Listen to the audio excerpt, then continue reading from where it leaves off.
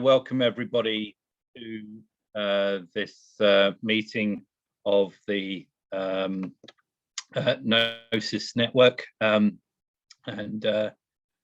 we're going to be looking this afternoon at the topic of the space-based surveillance of space. We had an initial workshop on this topic back in January, and this is our Sandpit session to follow up with some more presentations looking in more detail at some of the topics that arise from this particular approach to doing the surveillance that's necessary for the sustainability of space. As you may have noticed, when we started the meeting, James Blake, our coordinator, started to record the session, and that recording will be available via the GNOSIS website, which you can see on the screen after the meeting. Another point that I'd like to make just before we get into the meat of the meeting is that we'd quite like you to potentially put questions into the chat, and at the end of each of the presentations we'll do the questions perhaps for 5 or 10 minutes at the end of each contribution, and James and I will try and coordinate taking the questions out of the chat, and you can use the raise hand function as well if you prefer to raise your questions for the speakers.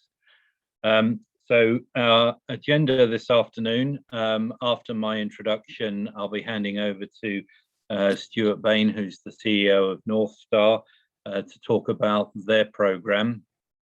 Then we have Eric Ingram from Scout, and then I'll be providing a presentation looking at some of the concept of operations issues that arise from doing space-based surveillance of space. We'll then take a break, and then we'll have an academic contribution from Durham University. A gentleman called Ollie Farley will be talking to us about some of the computational challenges associated with this topic. And then our final speaker this afternoon is Lauchie from DRDC in Canada, and he'll be talking about the existing NEOSSat and the planned Redwing mission, and so sharing some of his practical experience of actually doing space-based SSA. We can then have a short discussion, and then I'll just close the meeting by talking briefly about a couple of the events that we've got in the GNOSIS calendar, and you'll be able to find further details of those on our website in due course, but I'll provide just a sort of a brief introduction to what's coming up in the next few months. So on the assumption that everybody's familiar with that agenda, having signed up to the meeting, I'd now like to introduce Stuart Bain of Northstar, who originally, when I first heard of Northstar, I think were looking quite seriously at the challenge of doing multi and hyperspectral imaging through the atmosphere of the Earth, and then conceived of the idea of including a space surveillance capability as part of the satellite design that they were contemplating. And I believe that functionality is now one of the central features of what they're planning to do. But I don't want to steal Stuart's thunder, so if I can invite now Stuart to share his slides and tell us about what Northstar's plans are. Stuart, over to you. Many thanks. Okay. Thanks, Stuart. Here we go. So,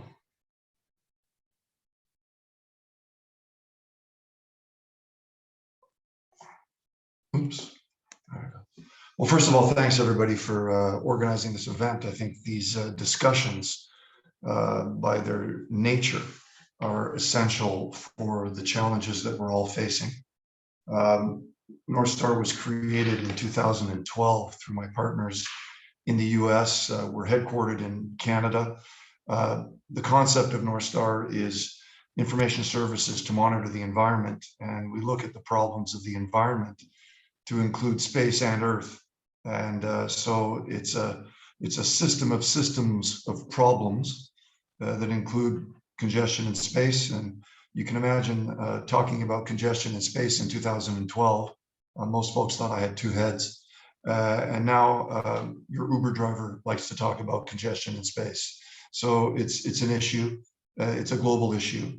Northstar has always seen it as a global system of systems issue.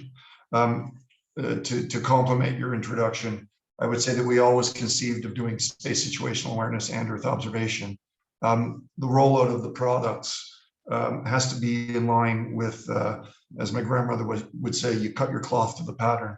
SSA is a very immediate demand and a very urgent problem. Not that climate change isn't, but the adoption of Earth observation services tends to be a little bit more lengthy and require a lot more heavy lifting in the contextualization of the data. So Northstar prioritized SSA as a first service, and with that, we're launching our satellites in May of next year, mid next year, to start delivering a service. We always look at it like the clearer the definition of the problem, the easier it is to define what you're going to do to solve it. So this situation, as you've probably already concluded on your own, but for anybody watching, is unsustainable. So if you're talking about sustainability, you're talking about us, meaning humankind, doing what we always do: overpopulate spaces, consume natural resources, get into a situation where we're in a lot of trouble, and then talk about cleaning it up. I think all of us can agree that cleaning up space and debris removal is an interesting concept, but the first thing we have to do is look at it like, I think, an F1 race. Only the cars are moving about 250 times faster than on an F1 track. We have to talk about navigation. We have to talk about avoiding collisions. We have to talk about sharing the space cooperatively. And so sort of holding up a mirror to nature and saying, we need to start moving around collectively and cooperatively. And that is really achieved through information services.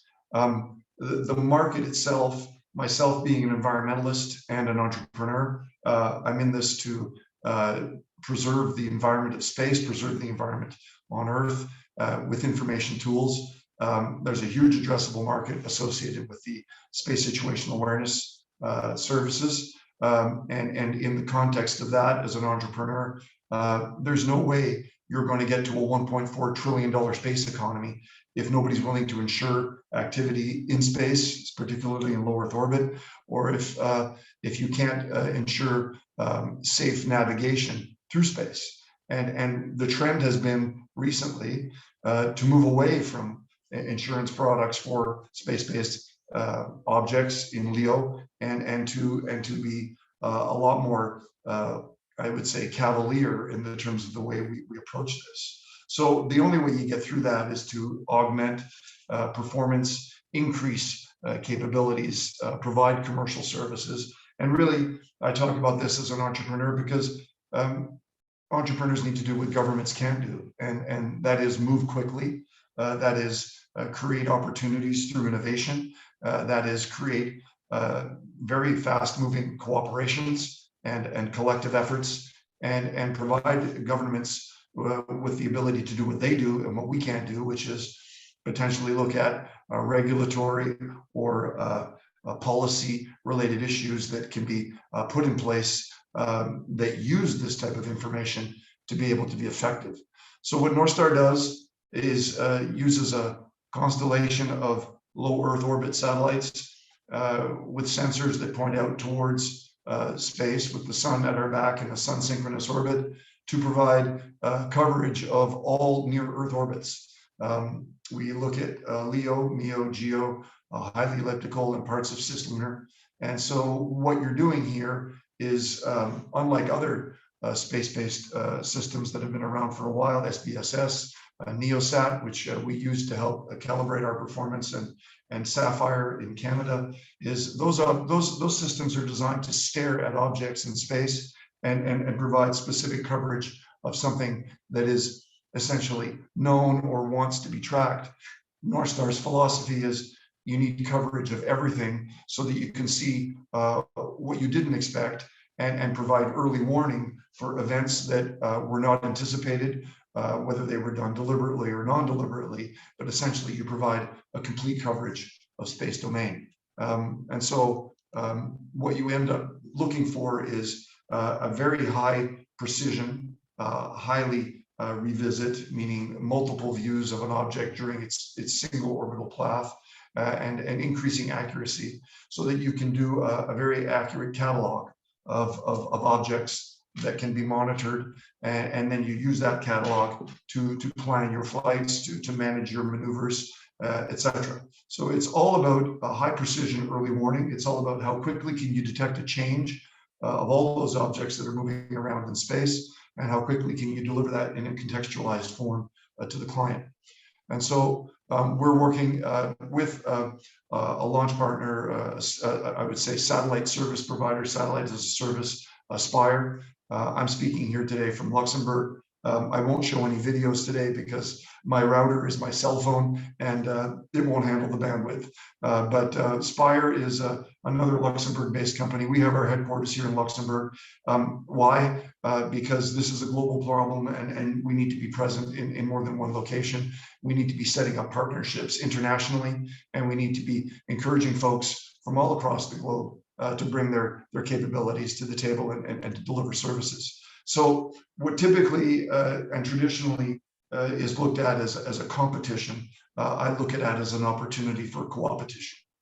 Cooperating, we already cooperate with ExoAnalytics Solutions. We have a partnership agreement with them to work on the development of complementing space-based with ground-based. It's an excellent way to provide a better service to the client.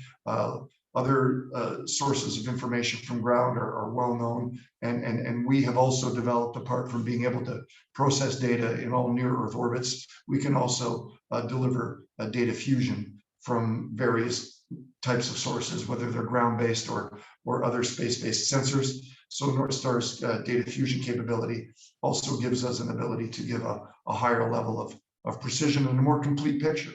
Because at the end of the day, the operator really just wants to know, what do I need to worry about as quickly as possible with as much advanced warning. So, we typically have been contributing and demonstrating our capabilities through since 2019 with the Sprint Advanced Concept Training events that the US government has been organizing. We orchestrated a Meridian cell here in Luxembourg in November of last year. And of course, it wasn't without event. On the day we started the Sprint Advanced Concept Training, the Russians decided to have an anti-satellite test, and they also were monitoring with spy satellites other commercially operating satellites in the GeoBelt and demonstrating those capabilities. So Northstar here is essentially showing a flow chart where we take data from multiple operators. We use calibration satellite data, we use ground-based data, and then we fuse that all together, and then essentially go through a whole series of processes that give you observations and establishing normal behavior. And once you've established normal behavior, you have an ability to say what's outside of the norm and track those variations. So that's what you're getting into. Has something spawned? Is something coming my way? And how early can I detect that so that I can have that observation? With what's going on in the world right now, particularly in the Ukraine and certain events that are putting even more stress on allies, keeping space safe means having complete information and knowledge very early in the process, and that's been our objective from day one. And so, as they said in NATO, the head of NATO said, it's all about increasing awareness. Increasing awareness means the more situational awareness you have of any space, the less incentivized anyone is to do anything outside of what would be acceptable behavior. So it's a little bit like, I'm old enough to talk about the first Top Gun, when Tom Cruise performs that impossible aeronautical feat of getting within a meter of a MiG and giving him the finger, letting him know, I know where you are, but there's no point flying through here anymore. And so if we increase awareness, if we increase knowledge, if we increase that precision and capability collectively through a community of people that are providing these types of services, we're actually achieving the end objective, which is to protect the environment, to make sure it's here for future generations. So, next generation is not looking at space the same way I did when I was a kid. They're looking at, the challenges and the distractions and the downside of the fact that nothing seems to be positive. So Northstar and other companies like ours are doing something about addressing that. There's a lot of centers of excellence with NATO, and that just speaks to the concept of the need for a private-public partnership in this domain. Again, speaking back to governments do what governments do best, and industry does and innovators do what they do best. And so this is a reference to the SAC-T participation that we had in November. It starts with the Pacific office cell operating on in the Pacific coast with Australia and Japan and other countries. And then we ran the Meridian cell right out of Luxembourg, and we actually were crazy enough to do a demonstration of that SAC-T exercise, which is non-classified in the part that we were participating in. And then at the end of our day, we hand over the results to the United States and the North American cell. So this is an exercise that happens at least 3 or 4 times a year. It's a great way for companies and innovators and governments to look at what kind of capabilities are available and how we can keep optimizing them. And we've had great success demonstrating our skills there, both in the data fusion component and our own performance. So what you're talking about is, leveraging the capability to adapt. In innovative organizations, commercial organizations adapt to the situation and provide services that fill the need. And that allows governments to be as close as they can to the leading edge of the challenges that they're trying to face, whether it's civil or military. This little video, I don't know how well it'll work, essentially gives you an idea of, when a non-friendly object decides to go around and visit a high valued asset, how soon in advance and how many times will your system pick up activity around that object. We ran this exercise for a military client, and it essentially demonstrates the number of times we would have seen right from the start of the maneuver in GeoBelt to move closer to another satellite in GeoBelt, giving days of advance notice and again, an early warning system. So in the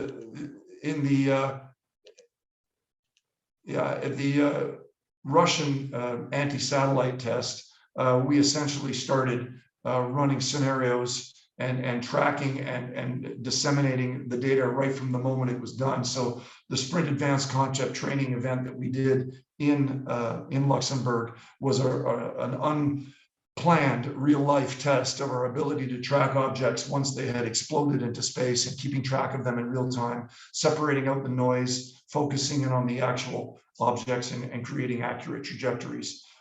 This is an essential component to protect existing operators like Spire, our partners, like Planet, like other, Starlink, anybody else that's operating in this area. All of those organizations and constellations that I named were potential victims of debris that would be flying around because of this event.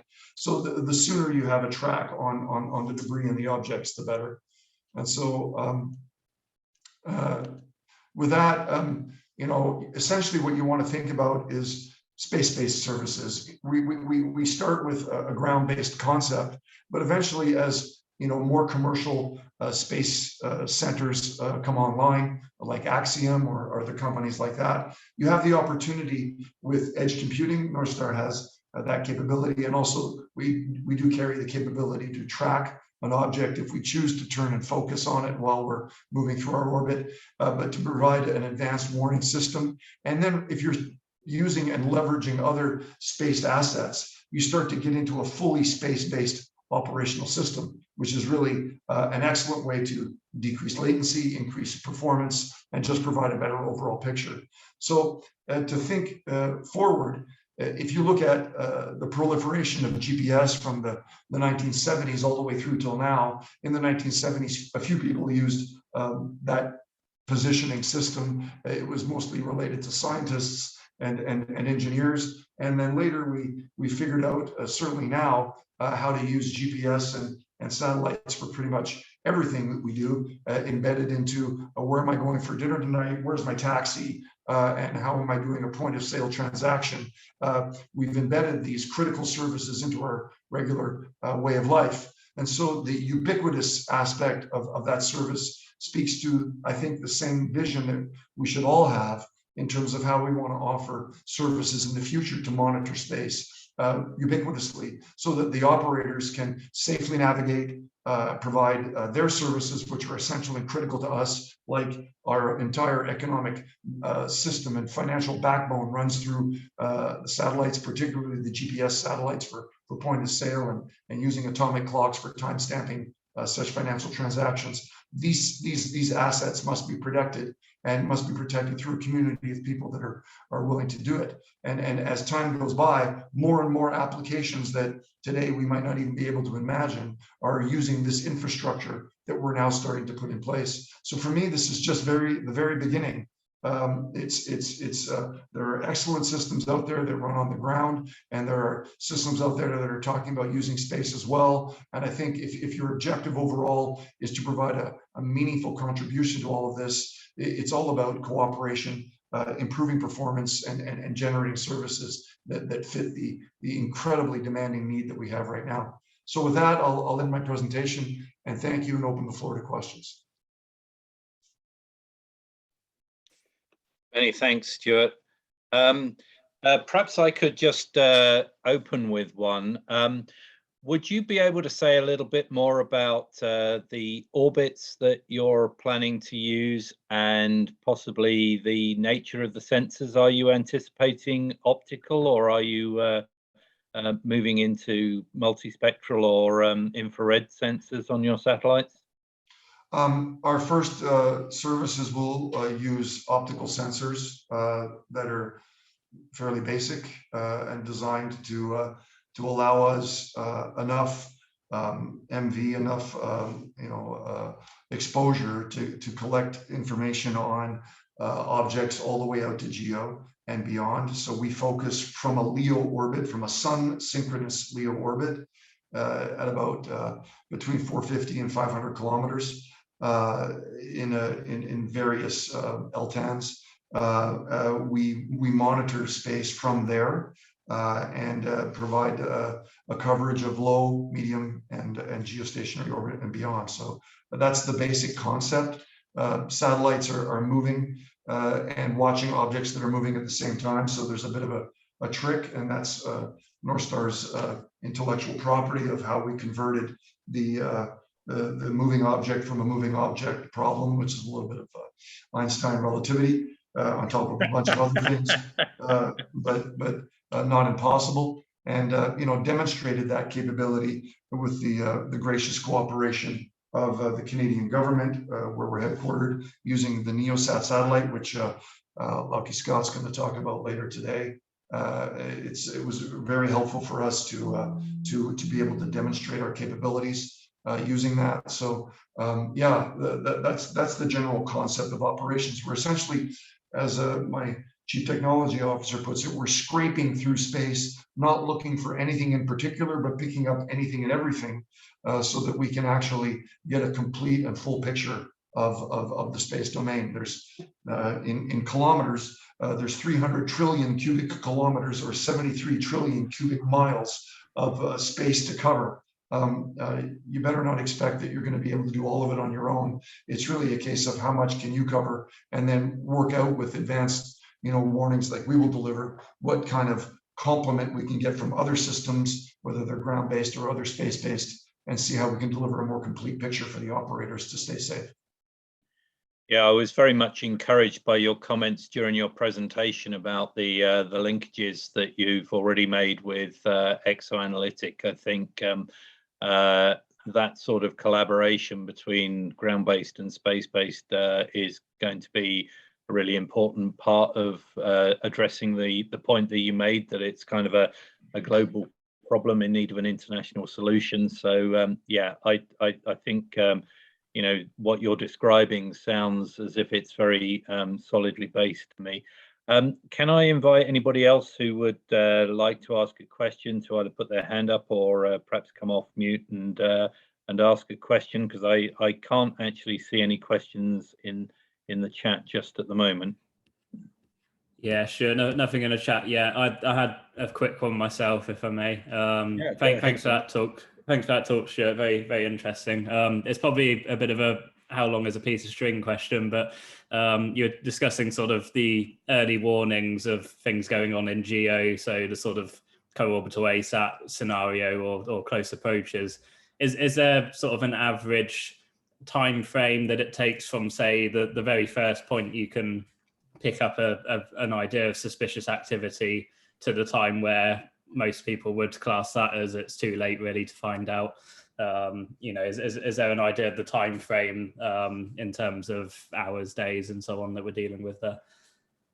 Yeah, well, you know, as well as I do, and probably most of the people on the line, everything's statistical, right? So it depends when you get your first to pick up and which satellite picked it up. And if you're doing it with without crosslinks, which we're doing for now, we're relying on when we pass over the ground station. So it can be anywhere between a few seconds delay or 100-minute delay in the time that, you know, when the information is picked up before it gets sent down and then processed based on our orbits. But overall, what you're looking at is at least you know, about a 3 to 4 day, 96-hour warning in advance when an object starts to develop an orbit or a trajectory that starts to move towards another object, and you can start tracking that activity, which is, as I alluded to in my presentation, outside of normal behavior.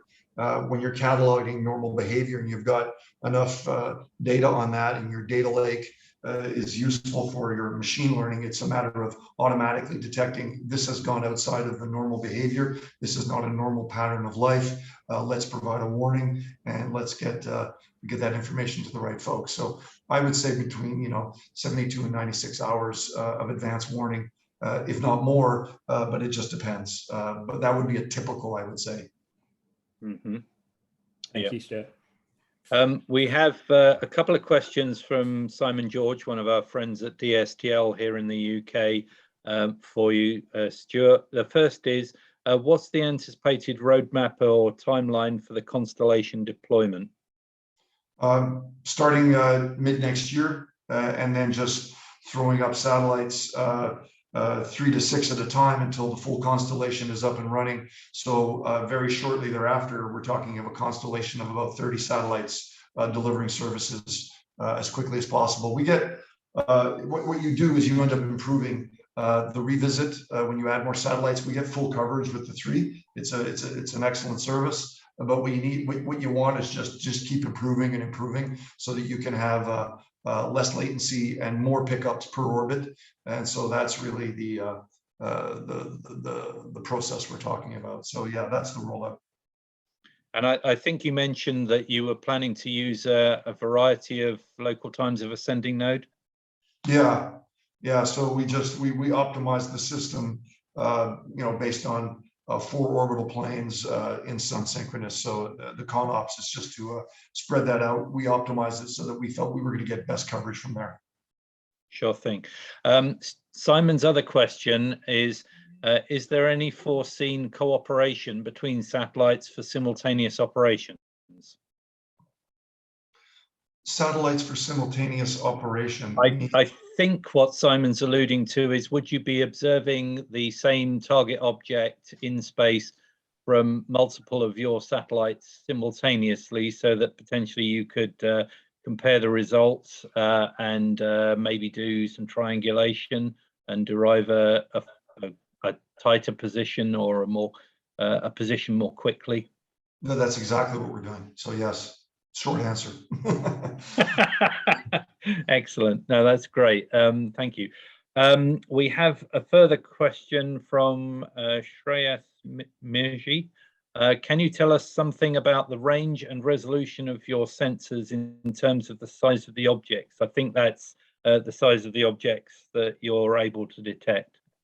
Yeah, so we're able to detect objects around 1 centimeter in low Earth orbit, 7 centimeters in MEO, and about 40 centimeters in geostationary orbit.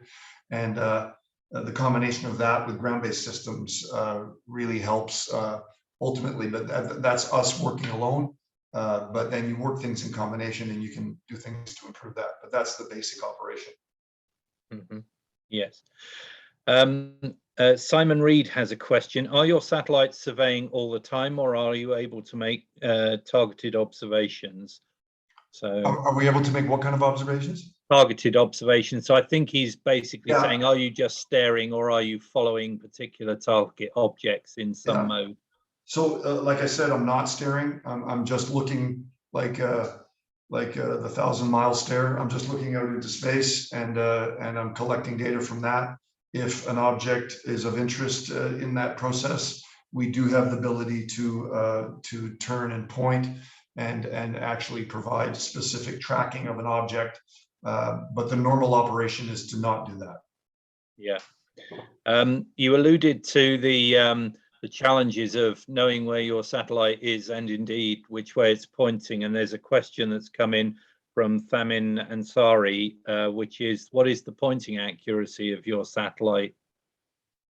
You have to ask Spire and they won't tell you.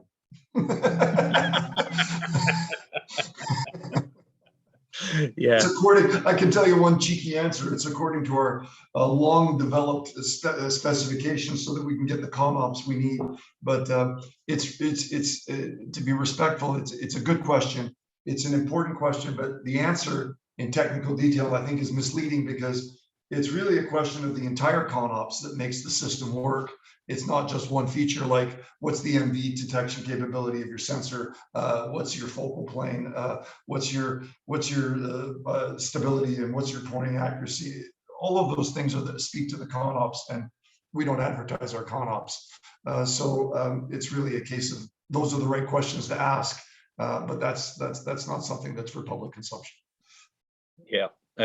I understand that, and one assumes that you know, at least part of the answer to that question relates to the way that you're processing the images against the star background and actually, you know, deriving your knowledge and understanding of which way you're looking from the sort of stellar background in rather the way that a star camera does, and then presumably processing out the objects that are not part of the star pattern. But I'll allow you to preserve your intellectual property on that one, Stuart. Not really, not as much intellectual property. It's just that's just the way we do it, and we don't talk about it. So yeah, no worries.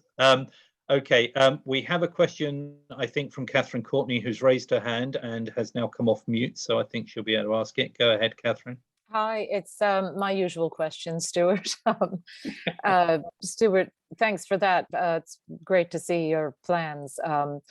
I always ask the same question. The purpose of GNOSIS is to try and forge new collaborations across the research community with industry. What are the big unanswered questions that you, for your CONOPS, for your business model, you know, would like to see researchers putting their heads to? Like to see researchers putting their heads to? Yes. Mm-hmm. Okay. Yeah. That's a great question because it's fairly open-ended. I think it starts with, again, a philosophy that Northstar engendered from the beginning, that a system of systems approach requires a systems of systems solution.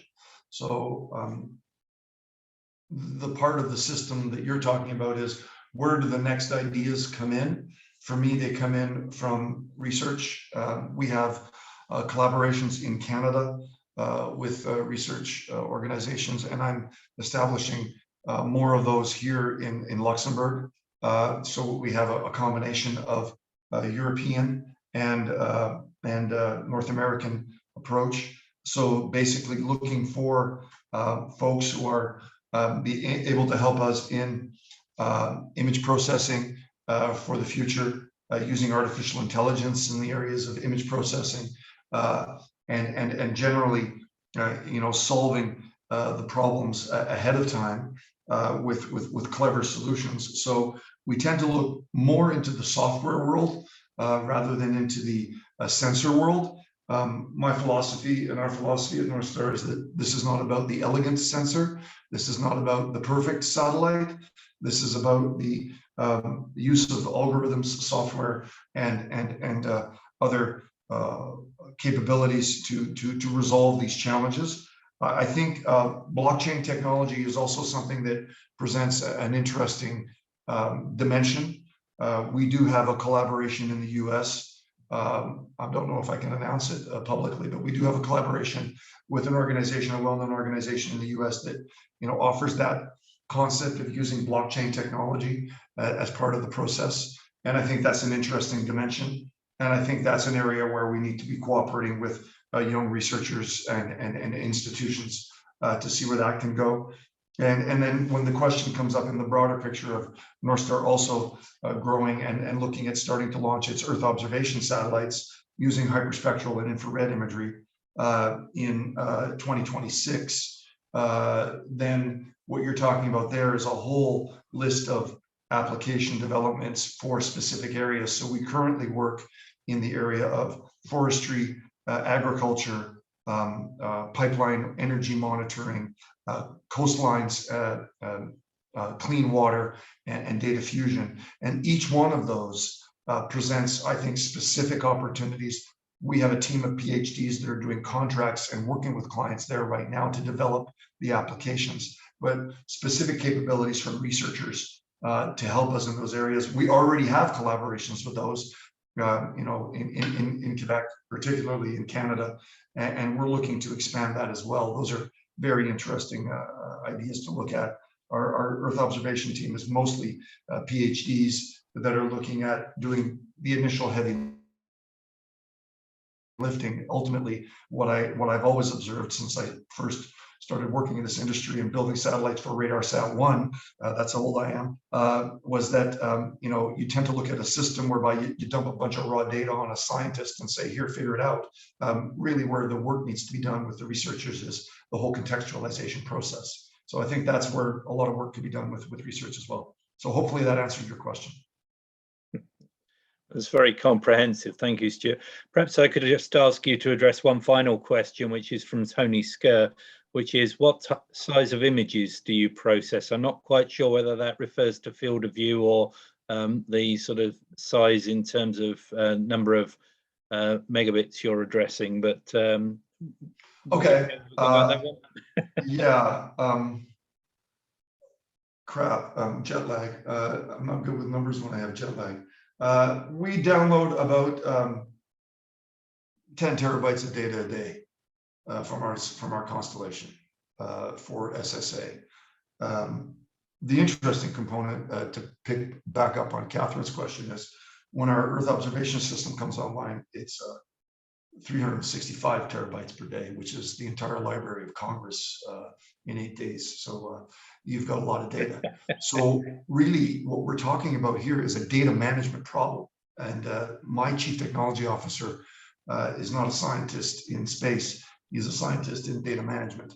And it's really about managing large amounts of data, processing large amounts of data, and not necessarily, I would say, getting rid of the noise, figuring out what's in the noise.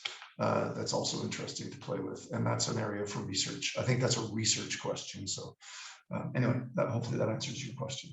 That's really great. Stuart, can I thank you again for a really interesting presentation.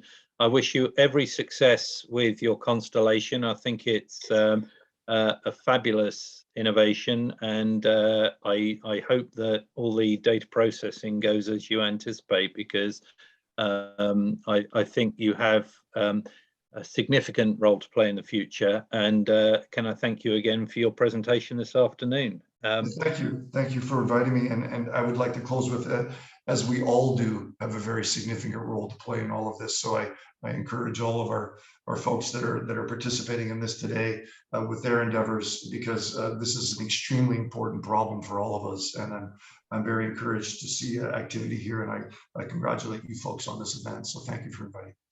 Thank you, Stuart. The other thing that's puzzling me slightly at the moment is that I think we're using the same image as our background, but they're mirror image reverses of one another. Well, I live in a parallel work universe. out why that is. I live in a parallel universe, so I didn't expect that. You have to watch Spider-Man. I'm one of the guys in the background that's trying to get back into this universe from the metaverse. That's a great answer, Stuart. Thank you very much, mate. Thank you. So if I can now turn to Eric Ingram from Scout. Eric is the CEO of Scout, and I had a bit of an interaction with one of his colleagues about 6 months ago, and so I'm delighted that Eric has been able to join us to talk about what his company is planning to do in the future. So Eric, if you're ready to go, if you'd like to come off mute and share your screen with us, please go ahead. We're looking forward to your presentation. Thank you. Absolutely. Yeah, thank you for having me. And hopefully it works on the first try this time. But I actually have to click the share button first. So that is a problem. All right. How are we looking there? All good? Looks good to me, Eric. Thanks. Fantastic. And again, thank you for having me. Some of my presentation might be a little bit repetitive from the previous one, but we're working to accomplish very similar goals from slightly different perspectives, and the more the merrier as far as we're concerned. But nice to meet everyone. My name is Eric Ingram, co-founder and CEO of Scout. We are a space domain awareness company working to provide next generation of vision capabilities and space domain awareness and space traffic management solutions. So just quick overview of who we are at a glance. Again, next generation space traffic management, proximity operations.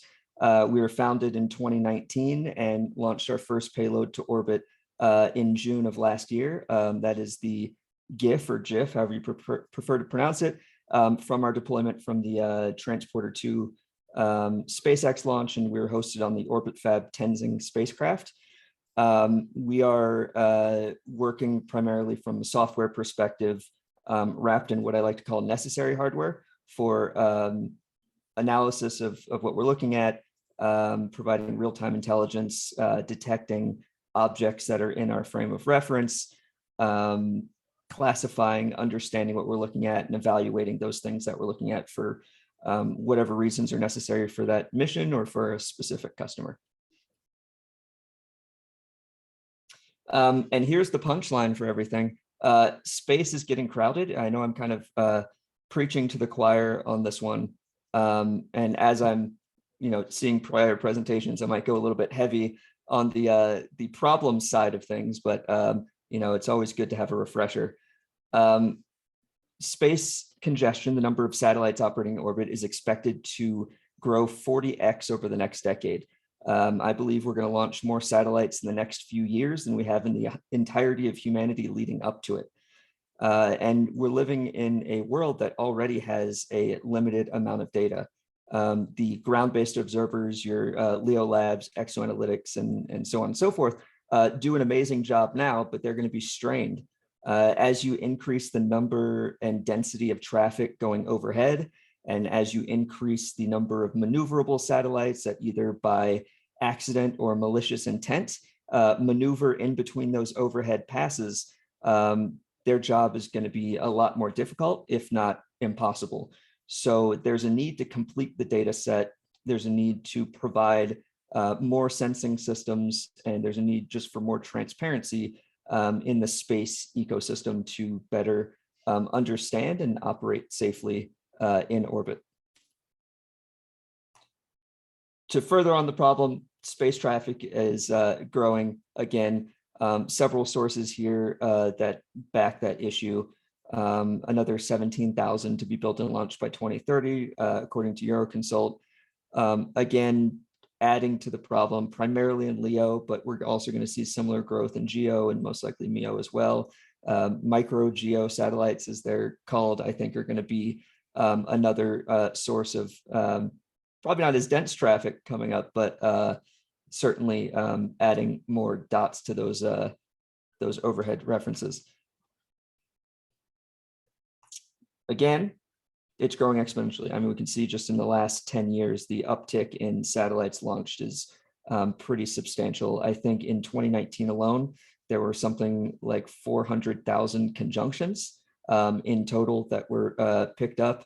Granted, you know, that's on the full Gaussian, so, you know, some of them are higher priorities than others, but the fact that that was that number, you know, 2.5 years ago, and the increase in traffic expected in the next few years, the number of conjunctions and near misses and potential collisions is going to skyrocket, which makes everything we're working on at Scout and other companies like, of course, Northstar, Vioma, and others is going to be crucial towards making sure the space industry is able to function and our modern way of life is able to continue, especially as we become increasingly reliant on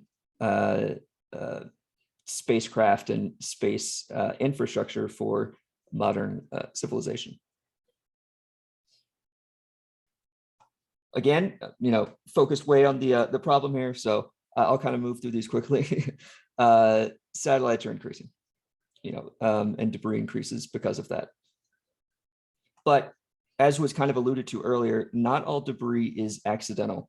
In 2007, and then as Stuart mentioned before, in 2021, there were ASAT tests, anti-satellite tests by China and Russia, respectively, that each resulted in several thousand pieces of debris. And if there's, you know, malicious intent outside of just accidental collisions and things like that, those are also things that need to be taken into account. And predictively understanding how different assets in orbit are operating to understand how things might occur. Sorry, I'm being a little cagey on that, is going to be crucial. And being able to get ahead of problems that present themselves from intentional malicious actions is also going to be vital towards maintaining a civilized ecosystem in orbit.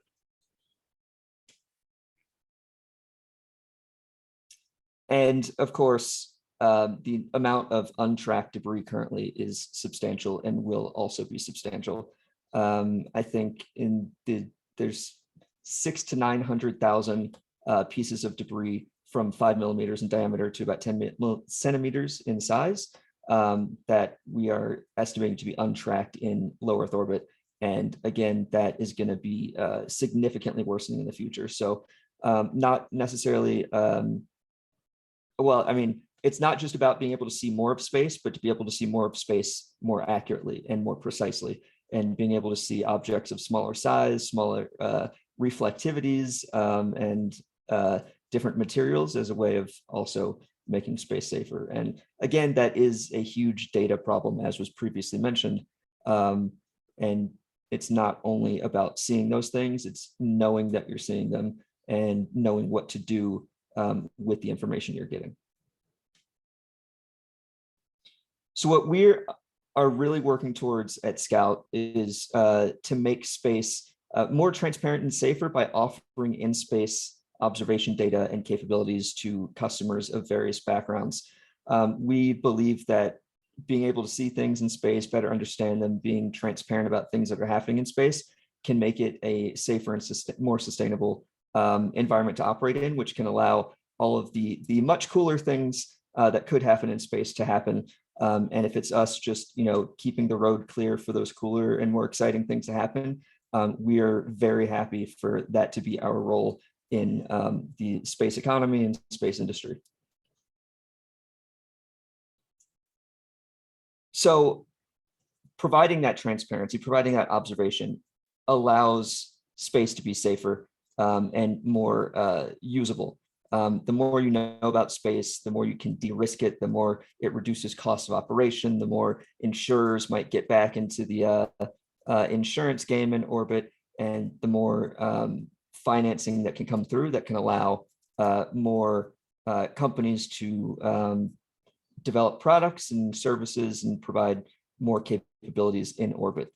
Where we know more about things in space allows us to know more things about what's happening in space. So can enable better space traffic management, can enable better space domain awareness, and can enable more diverse kinds of operations and more complex operations to occur.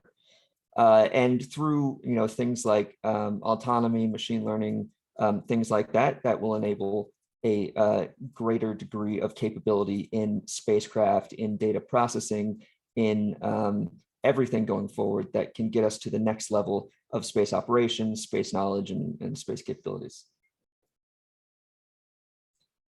Ultimately, what Scout is building up to is to be able to see anything in space from space. It's a bold claim, and it'll take us a little while to get there, but that is really the end goal we have in sight, and what we're marching towards, and what we want to be at the end of the road here, if there is an end of the road. But that is what we're building up to. As I mentioned before, current ground-based providers, radars and optical telescopes, like, they provide phenomenal service today, and they will in the future, but I think they will definitely need to be supplemented and complemented with on-orbit data. They're going to be very limited in capabilities once the density and diversity of traffic overhead increases. Space-based capabilities and understanding can provide resolution up to 1,000 times better than what you can see from the ground. Through a network of orbital sensors, we can have continuous coverage of low Earth orbit or other orbits, so that you can have continuous custody of every object in orbit, so that you don't have times where you don't know where something is. And being able to track something continuously provides a level of knowledge that doesn't currently exist, and a paradigm of understanding that doesn't currently exist. Since having multiple assets in orbit gives you multiple angles to look at things, you can also enable things like three-dimensional data and a higher fidelity imagery. All of our sensors, at very least, are stereoscopic with 2 imagers. So from that standpoint, we're looking to get three-dimensional imagery from each spacecraft. But again, there's a lot of statistics that goes into that, as was previously discussed. And there's different distances you look at things and all that stuff. So a lot of ifs and potentials that go into that sort of thing.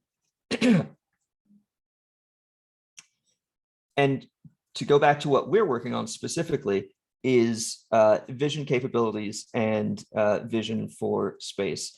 Our first payload, as I mentioned, was launched in June of last year. So we have shockingly almost a year of flight heritage at this point. Time flies.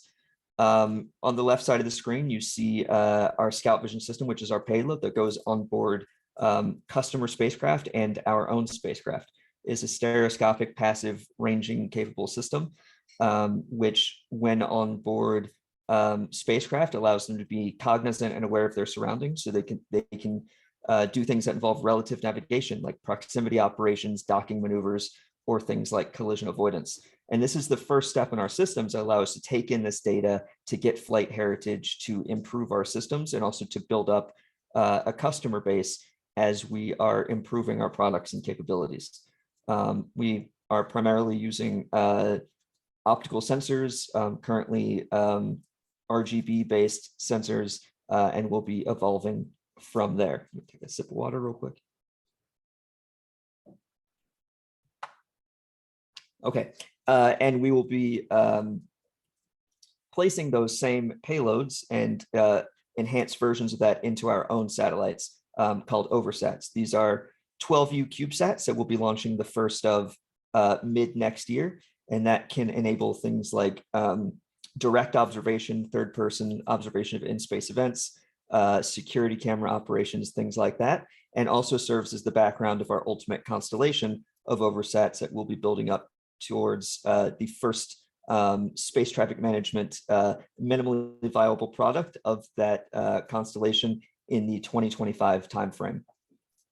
Let me make sure I covered everything here. I'm happy to say that we do actually have customers now, which is a good place to be as a company. We have a commercial customer that we announced a few months ago in Momentus, signed a 2-mission pilot contract with them to provide vision capabilities. And we've just in the last few months received 4 US government contracts. One was in DoD SBIR. Another one we announced recently is a NASA SBIR.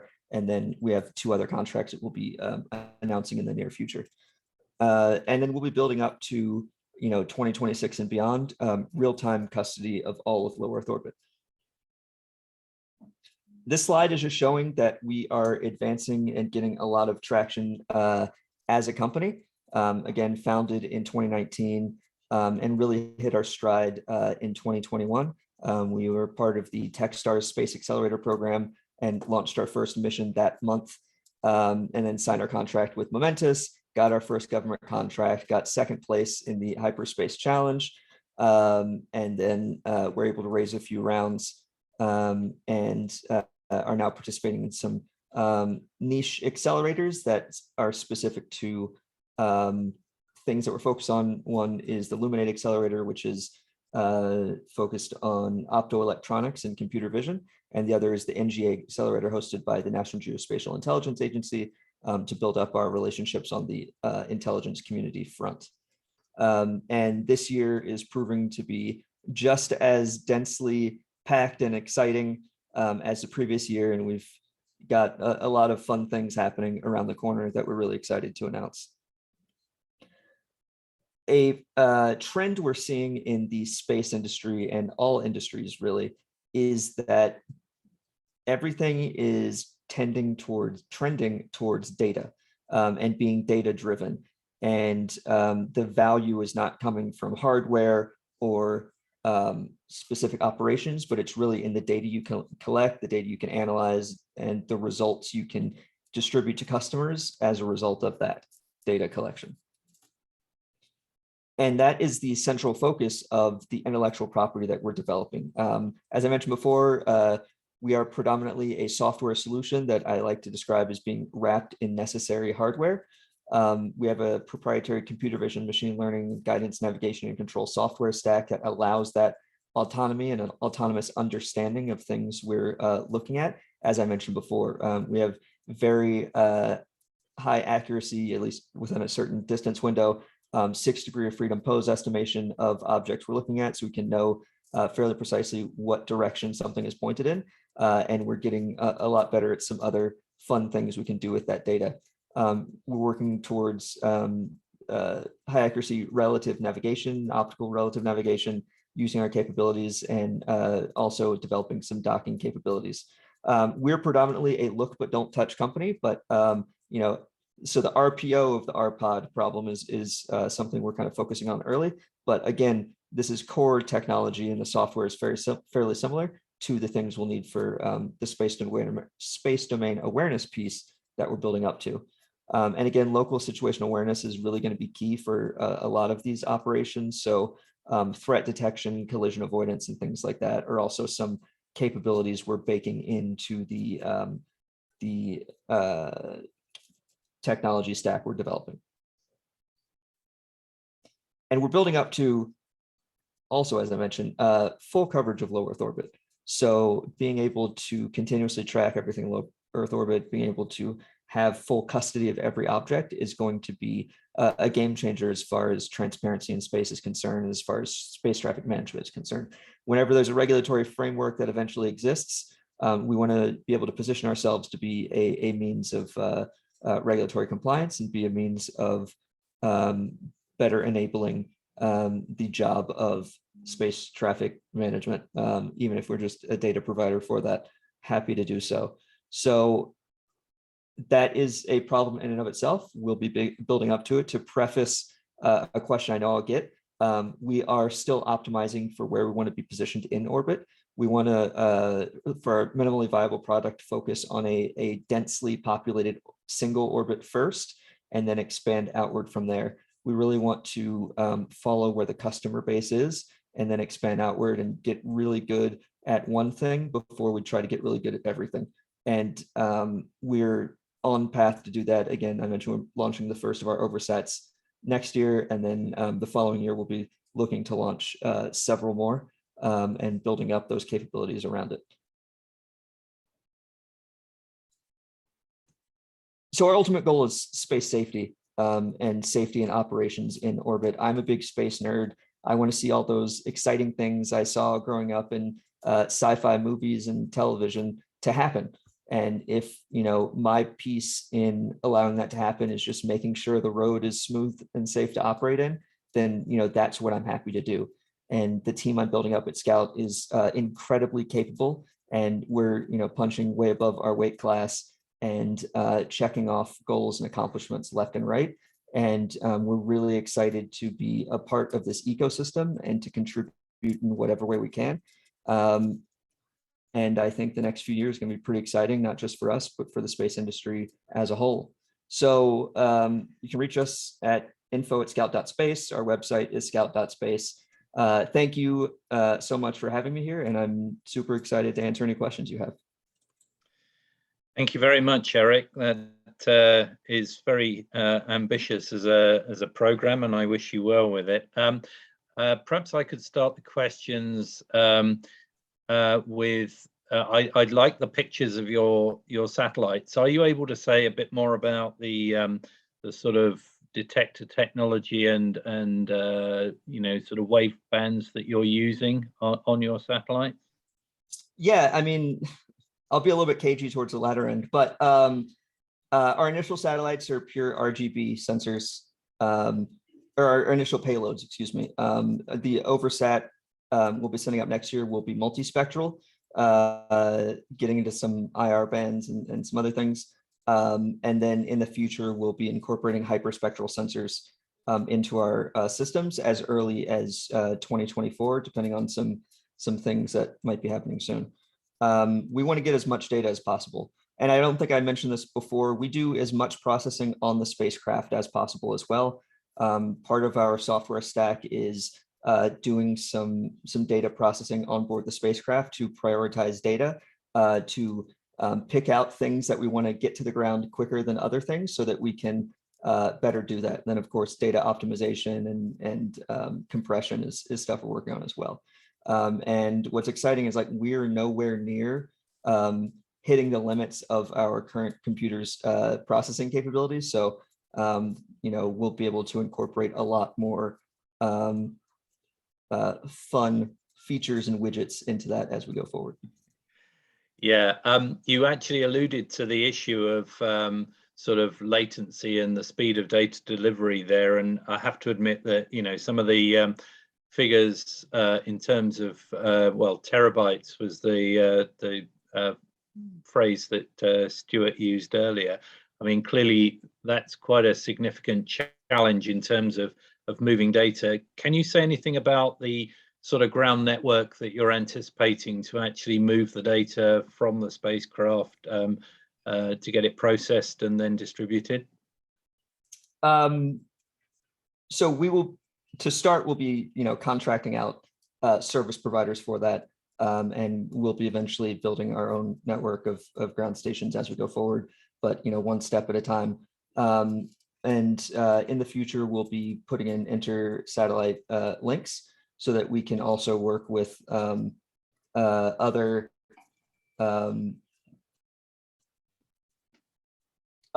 means of transporting data as well. And so that's kind of what I'll say about that. Yeah, you just used a sort of magic phrase for me, inter-satellite links. I'll be touching on that sort of issue in my presentation in a minute, but yeah, I think the sort of system of systems sort of issue here is going to be one of the key things to make sure that you're sort of ticking all of the boxes associated with a particular requirement. You know, obviously satisfying different surveillance needs involves, you know, potentially hitting some sort of resolution value so that you can answer a question, but, you know, you often have a time limit in which to answer that question. And I think the comms network is, you know, a key component alongside the design of the satellites themselves. I'm not seeing any questions in the chat, but I wonder if anybody would like to raise a hand or ask a question. We have now got a question in the chat. Thamin Ansari would like to know, what are the anticipated hurdles when it comes to rendezvous and proximity operations? Fender benders in space are bad. Is probably the biggest hurdle. Again, we're focused on the look but don't touch aspect of it. We're working with some potential partners on the docking portion. We have some specific rules we put in place to limit our own risk as far as proximity operations are concerned, like some fundamental rules, so that we can reduce risk from that perspective. When we're talking about there's different distances we work towards, and then a different set of rules we use within those distances. And of course, there's minutia that goes into that, and we're working on a lot of machine learning aspects that go into making a lot of these maneuvers autonomous. But without being too transparent about it, that's kind of what I'll say for now. Cheers, thank you. So a good friend of mine called Adam White, who definitely owes me a beer, I think, would like to ask, great presentation, many thanks. Do you plan on doing any image processing on board the spacecraft, or are you planning to downlink everything or use inter-satellite links? I think you've touched on that already, but if you'd like to talk about the sort of evolution of that capability, perhaps. Yeah, absolutely. We will be doing image processing on board the spacecraft, not heavy image processing, more like a first pass.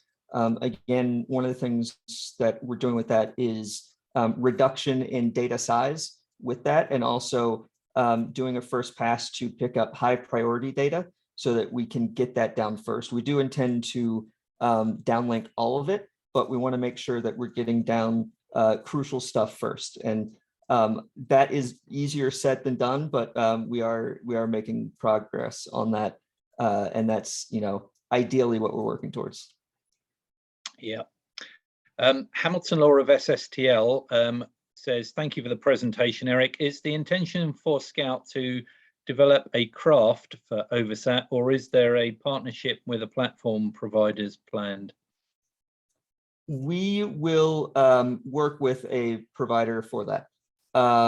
We want to be experts in what we're experts in, and we don't want to also have to learn how to build spacecraft and propulsion systems and all of that stuff. We have a partner working with on the first mission. We are considering options for long-term partnerships for our OverSat fleet, and we may actually choose multiple providers for that so that we can ensure redundancy and capability and supply chain going forward, and so that we can also make sure that no industry is monopolized by any one company. So spread the wealth a little bit. Eventually, like if we find our own magic billionaire, we might vertically integrate, but until that happens, I don't think so. Yeah, good answer. I don't know whether I should invite Catherine to come off mute and ask her traditional question, or perhaps I should ask it for her. But looking sort of towards the research community, which is obviously one of the things that this network exists to sort of provide a link between the sort of commercial actors like yourself and the research community. Are there any particular areas, possibly relating to, like the onboard processing, or any other areas where you would see particular benefit in technologies being developed in academia? Yeah, so I mean, I'll preface it saying we are working with a couple universities now.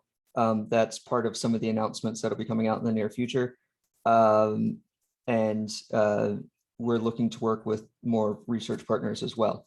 In general, also we're looking for partnerships across the board. So not just necessarily research, but we're true believers that high tides rise all ships, I think is the saying. I might have misspoke that, but We think everybody can benefit from having a strong community across the space industry. So I'll just put out an open thing that if there's something you're interested in working on us with, or something that you see some synergy with, feel free to reach out to me. Happy to have a discussion or connect any dots where I can. Back to your specific question though, I think there could be more research done on the sensor and optics side of things. I think computational power is great. I think we're there. Again, with the computer we're using, we're nowhere near testing the limits of it. I think where we're seeing limitation is in sensor capability, and then optics to support it specifically for spacecraft. I took some, hypothetically, I was an engineer at some point and took some like nanotechnology and optoelectronics classes.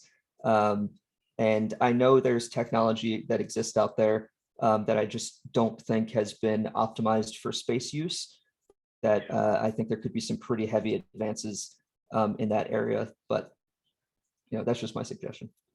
Yeah, it would appear that from what popped up in the chat just as I finished speaking to you from Catherine, that I did indeed anticipate her question, so that was good. And great minds think alike, right?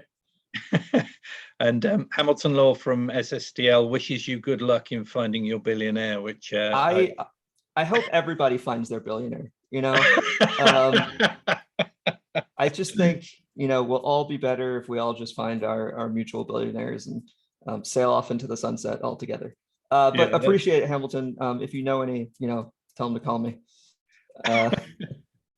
Yeah, I mean, from a personal standpoint, one of the areas that I think potentially could be quite interesting is further developments in the infrared domain, for reasons that I'll mention in my contribution that's coming up next. But I think it's interesting that both Northstar and Scout are planning to start in the optical domain, and that does seem the obvious place to start. But I think there may be some of the challenges that I'm going to refer to in a minute, I think means that I wasn't surprised to hear you say that you thought that some of the developments could be in the sort of sensors and optics domain, because I tend to share that view.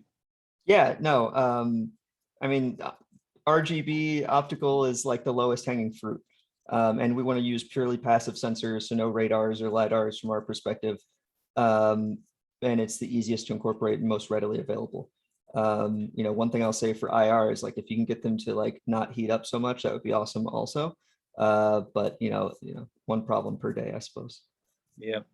So perhaps a final question, which is a follow-up from SSTL. How far from seeing everything in space from space, to quote you, do you feel we are, and what are the key enablers on the way to this goal? Well, given that JWST is only now just operational, I think we're still a little bit ways off to seeing everything in space. But as long as we're talking about like near Earth, I'd say we're probably 10 to 20 years from that being truly realized, because we're also expanding into the cislunar ecosystem as well. And so, we'll need to build out those capabilities there. I think starting with LEO and migrating out and just following the density of population from that standpoint, I think is the best route to go. And of course, 99% of our problems are going to be in LEO for the foreseeable future. So ensuring we have good custody of objects there is going to be crucial. That's just a super rough estimate. Again, if I find a few billionaires, we can speed that up a little bit, but I'll see what I can do. That's great. Eric, thank you very much indeed, both for your presentation and for handling the questions so eloquently. If I can now, I'm going to attempt the near impossible of introducing myself. I spent some time thinking about this surveillance of space from space problem, and the more I thought about it, the more challenging that I thought it got. So I think I would like to just share this presentation, which hopefully we'll now be able to get to work on the screen. Is that coming up as full screen for everyone? That's good, Stuart. Great stuff. Thanks, James. Okay, so the particular challenge that I thought I would spend a bit of time thinking about was the sort of concept of operations, because I'd heard, you know, sort of a variety of presentations about different types of sensor that could be flown. You'll recall that we heard from companies like GNOSIS and Privateer, who were talking about a range of different and quite challenging sensors in some cases for their planned constellations. And I thought, well, just how much of the time are those sensors going to be able to be actually conducting operations? And as I say, the longer I thought about this challenge, the harder I thought it got. So I thought I would generate a set of slides and sort of put them out there for people to have a think about and perhaps comment on. So if you've been engaged with the GNOSIS network for a while, you'll probably have seen a list like this before. We attempted, when we sort of set out, to try and understand where the gaps were between the sort of current capabilities that we have to do space situation awareness and what we might wish to do in the future, to pick up on sort of Eric's, you know, sort of comment about sort of he used the phrase custody, you know, but having, you know, pretty much 100% custody on objects and being able to see everything that's out there whenever we want. And we're quite a long way away from that, as this list of capability gaps sort of hopes to, you know, sort of set out. You know, there are quite a lot of things we would want to be able to do, we can't do at the moment. And one of the reasons that I'm particularly interested in the space-based approach to this problem is that I think space-based sensors have the ability to, if not close these gaps, at least provide us with an improvement in the situation against all of these. So I'm not planning to try and talk in detail about all of these. You'll get them through the GNOSIS website and can have a look at them later. I just wanted to focus on the first couple of these items. One of the things that's already been mentioned is the untracked population of small objects that, to use Eric's word, I think was a minefield in low Earth orbit. And you know, I think quite urgently need to improve our ability to tackle that particular population. And then the other point that we were discussing earlier in the meeting was about the sort of the latency and how the rate of update on observations of objects needs to improve. And given an appropriate orbit, I think space-based sensors have the ability to help us with both of these problems. And so I'm going to talk mostly about those two issues, but there have been references already this afternoon to some of the others. I mean, just to pick out one, for example, our understanding of the way materials are behaving in space is the potential driver behind the sort of spectral sensing that Eric mentioned that we might move to at some point in the future. So, and you know, space-based sensors have the advantage that they're not trying to look through the time variable Earth's atmosphere. So you have a more sort of stable baseline from which you can do your observations in the spectral domain. And I think that'll help. And there are a variety of other benefits here, but I'll leave you to read those. So what I wanted to do was just sort of talk about different potential modes that we might be looking at, because I think they have slightly different and unique characteristics. And I thought I'd start off with perhaps the most straightforward case, possibly GEO to GEO, and then look at some of the sort of longer range observations, either GEO down to LEO or LEO up to GEO. And then the most complicated case of all, as far as I can see, which is trying to do surveillance of objects in low Earth orbit from low Earth orbit. And as our previous speakers have sort of indicated, there are different things that you might be trying to do. you might be trying to simply detect and then provide an orbit for an object to get it under custody in the first place. So that potentially is, sort of unresolved imagery in the case of optical sensors. But then you may have the challenge of doing proximity operations, perhaps prior to a debris removal operation or a satellite servicing mission.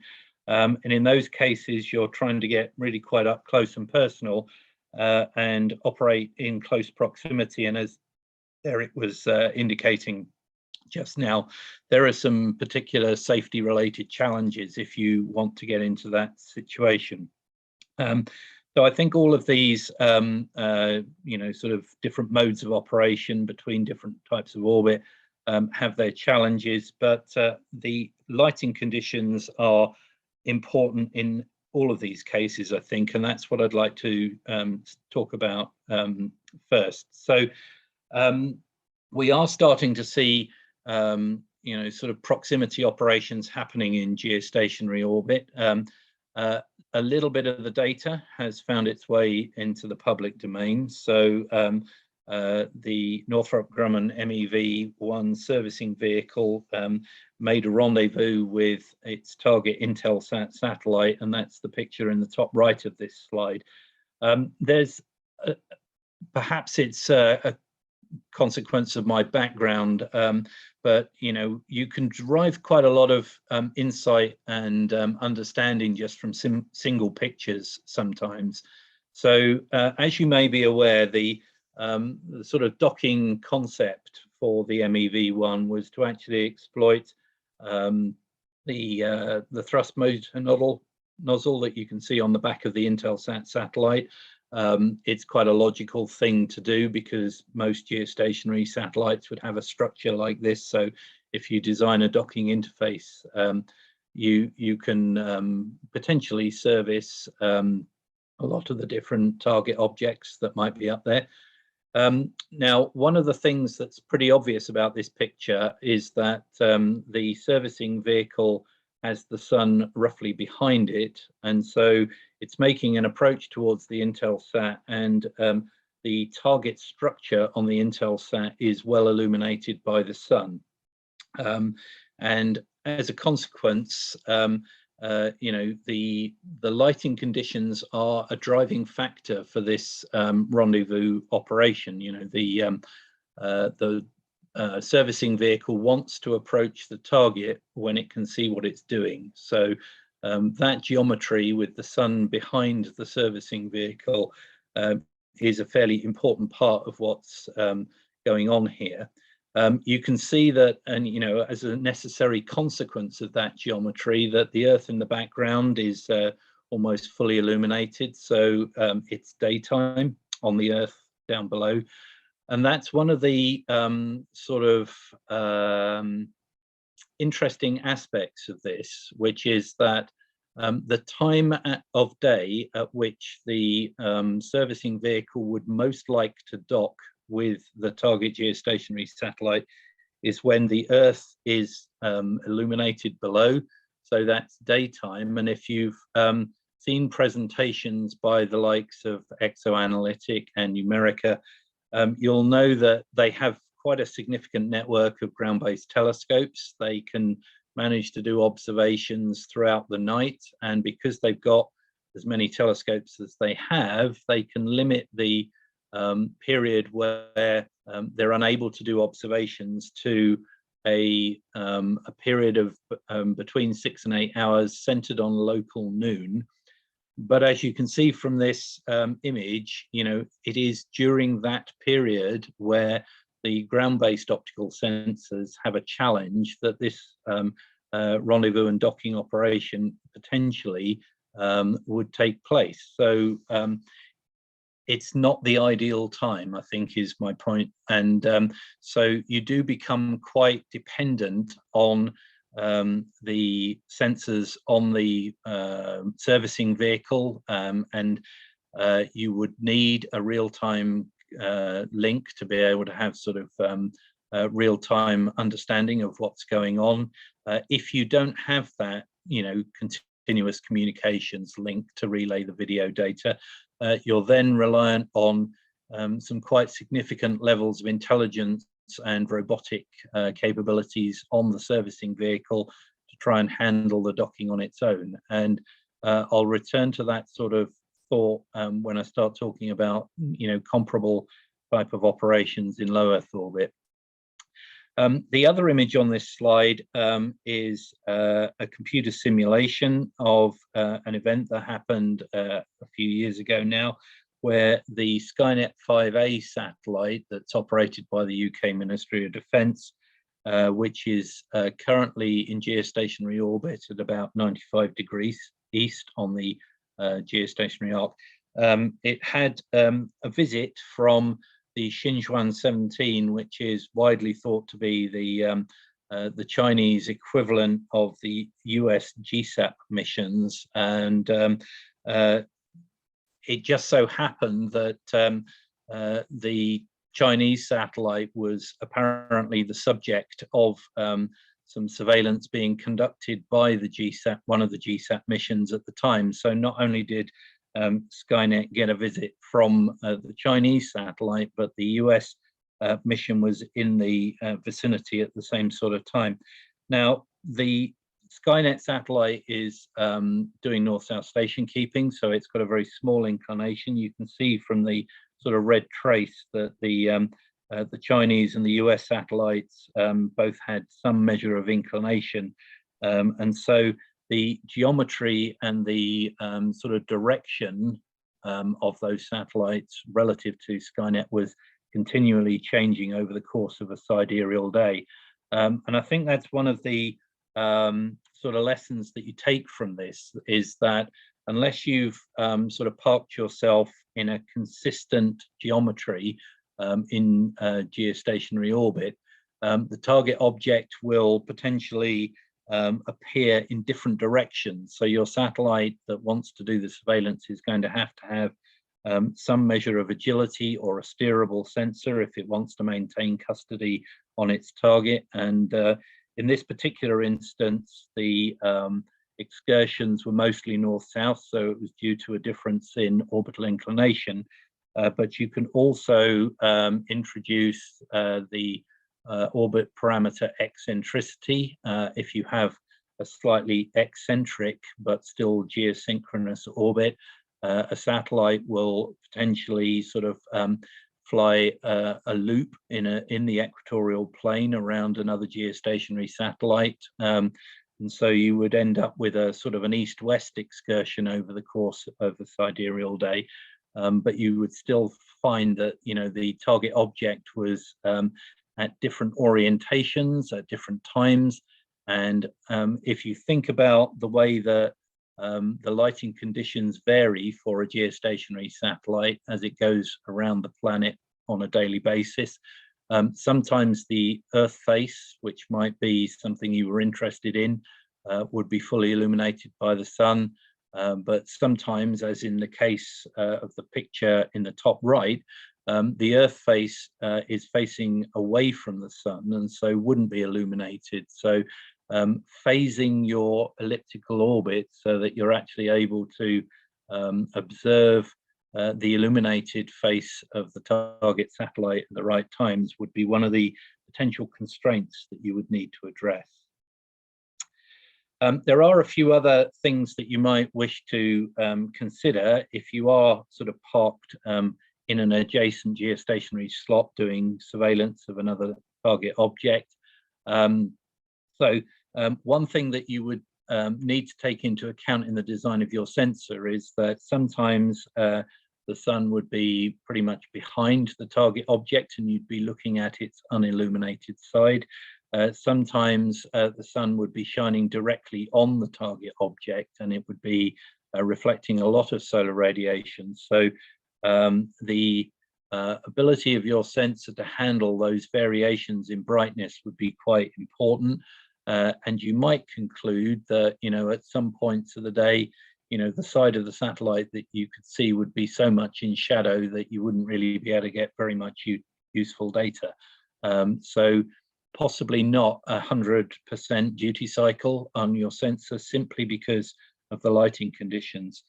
There are also other fairly significant constraints that might apply if you don't want to risk damage to your sensor. So what I've illustrated over on the right-hand side, obviously not to scale, is 2 geostationary satellites. The one that's at about 9 o'clock potentially is trying to do surveillance of the target object at about 10 o'clock. And the idea there is that if you're looking toward in the general direction of the sun, there are going to be times of the year around the eclipse seasons where the sun is essentially in the equatorial plane. And as a result, you would be potentially looking either directly at or very close to the sun for some period of the day. It would depend on your sensor design and your sensor field of view and the sort of stability margins in terms of the pointing of your spacecraft, how close you thought you might be prepared to get to the sun. But again, I think there would be periods like this where you might say, no, the risk is too great. I'm going to ensure that my sensor doesn't get damaged by switching off for a while. And you can see that sort of philosophy extending into even astronomical spacecraft. For example, there are 1 or 2, I think, images of the planet Venus taken by the Hubble Space Telescope, but I don't think you'll find any images of the planet Mercury taken by the Hubble Space Telescope. And the reason is this sort of issue, that in order to try and take a picture of Mercury, the Hubble Space Telescope would have to point closer to the sun than its controllers at NASA are happy with. And so they've deliberately chosen not to conduct operations and take that sort of image. And similar considerations might apply here. So I now want to think a little bit about the condition where you perhaps are trying to use a geostationary sensor to look down towards the Earth and monitor objects below you. You could do this potentially in the optical, but I think you could also consider sensors that work in the RF domain and also in the infrared. I have, in previous meetings, I think talked about a sort of surveillance concept where you could use a geostationary satellite to monitor the navigation constellations, for example, because from the perspective of a geostationary satellite, the navigation constellations subtend an angle of about 90 degrees, and you could probably pick up signals from at least half of the navigation satellites beneath you in the GNSS constellations. So it represents quite a good place to do integrity monitoring for the navigation constellations.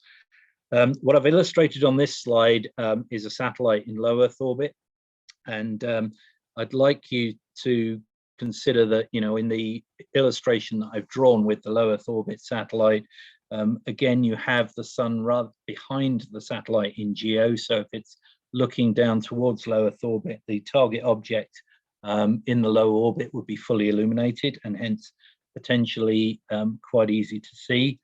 But again, if you sort of extrapolate on 12 hours and put the geostationary satellite roughly at 6 o'clock rather than at 12 o'clock on this diagram, you can see it would then be looking sort of towards the sun at certain times a year. And even if the sun wasn't a problem, you can see that the target object in low Earth orbit would be illuminated from the far side. So from the perspective of a satellite at 6 o'clock on this diagram, the low Earth orbit satellite is pointing its sort of unilluminated face towards you and is therefore more of a challenge to see, which is one of the reasons why I think there is quite a lot of potential to move into the infrared domain, because objects in low Earth orbit certainly vary in temperature. As they go in and out of the Earth's shadow, target satellites in low Earth orbit might be expected to go from surface temperatures of perhaps a little over 100 degrees, maybe 110, 120 degrees C. When they go into the Earth's shadow, they start cooling down. Just before they come out of the Earth's shadow, they might be somewhere between -20 and -40 degrees C on their surfaces. So you can see there's quite a change in temperature. Satellites cool down fairly quickly, but they are still, you know, even at -20 or -40, a long way above the 2.3 K background of space. So in theory, they should stand out pretty well. And so infrared observations would potentially be available all the time, provided you've got a line of sight to the target object. You know, there would be processing challenges in understanding the different peak wavelengths at which they might be emitting, but at least in theory, there would be some energy coming from the spacecraft throughout its orbit that wouldn't be necessarily affected by the sort of eclipse cycle that the low Earth orbit spacecraft was undertaking. The sort of concept that a lot of the missions that have flown to date, like NEOSSat that we heard about, or will hear about earlier, and the Sapphire mission that got a brief mention earlier, is that they've had satellites in sun-synchronous low Earth orbits in pretty much a dawn-dusk sun-synchronous orbit. So the local time of ascending node is typically around 6 o'clock. And the idea, as is illustrated in the diagram on the left, is that the satellite in low Earth orbit looks out towards GEO in the anti-sun direction, so that it's always got the advantage of looking at the target objects illuminated by the sun. So what that, you know, sort of indicates is that you have freedom from the sort of day-night cycle, if you like, and the, you know, the brightness of the sky, and you don't have to worry about weather because you're in low Earth orbit, which was one of the advantages that the Canadians in particular identified for these sorts of missions. But it doesn't really get you around all of the potential problems. So if you wanted to maintain custody of a particular geostationary object, you can see that if you allow that geostationary satellite to orbit the Earth, there would, in theory, be times, if you were trying to track it, where you would be looking again in the direction of the sun, and you would be looking at the unilluminated side of that target satellite. So what this doesn't give you is 100% availability of observations. You would only potentially be able to do the observations that you want for the preferred geometry, which is the one that I described earlier, where you're looking in the direction away from the sun. So the unfortunate fact is that this is the you're looking at illuminated satellites above the night side of the Earth. And obviously the ground-based networks like Numerica and ExoAnalytic are doing the same sort of thing. So you're effectively in this sort of geometry duplicating some of the coverage that comes from the ground-based sensors rather than filling the gap in their capabilities. And then finally, I wanted to talk about low Earth to orbit to low Earth orbit. And this is where I think it gets really quite challenging, because target objects can be in a variety of different inclinations and altitudes, and they're going to be going in and out of the Earth's shadow on a regular basis.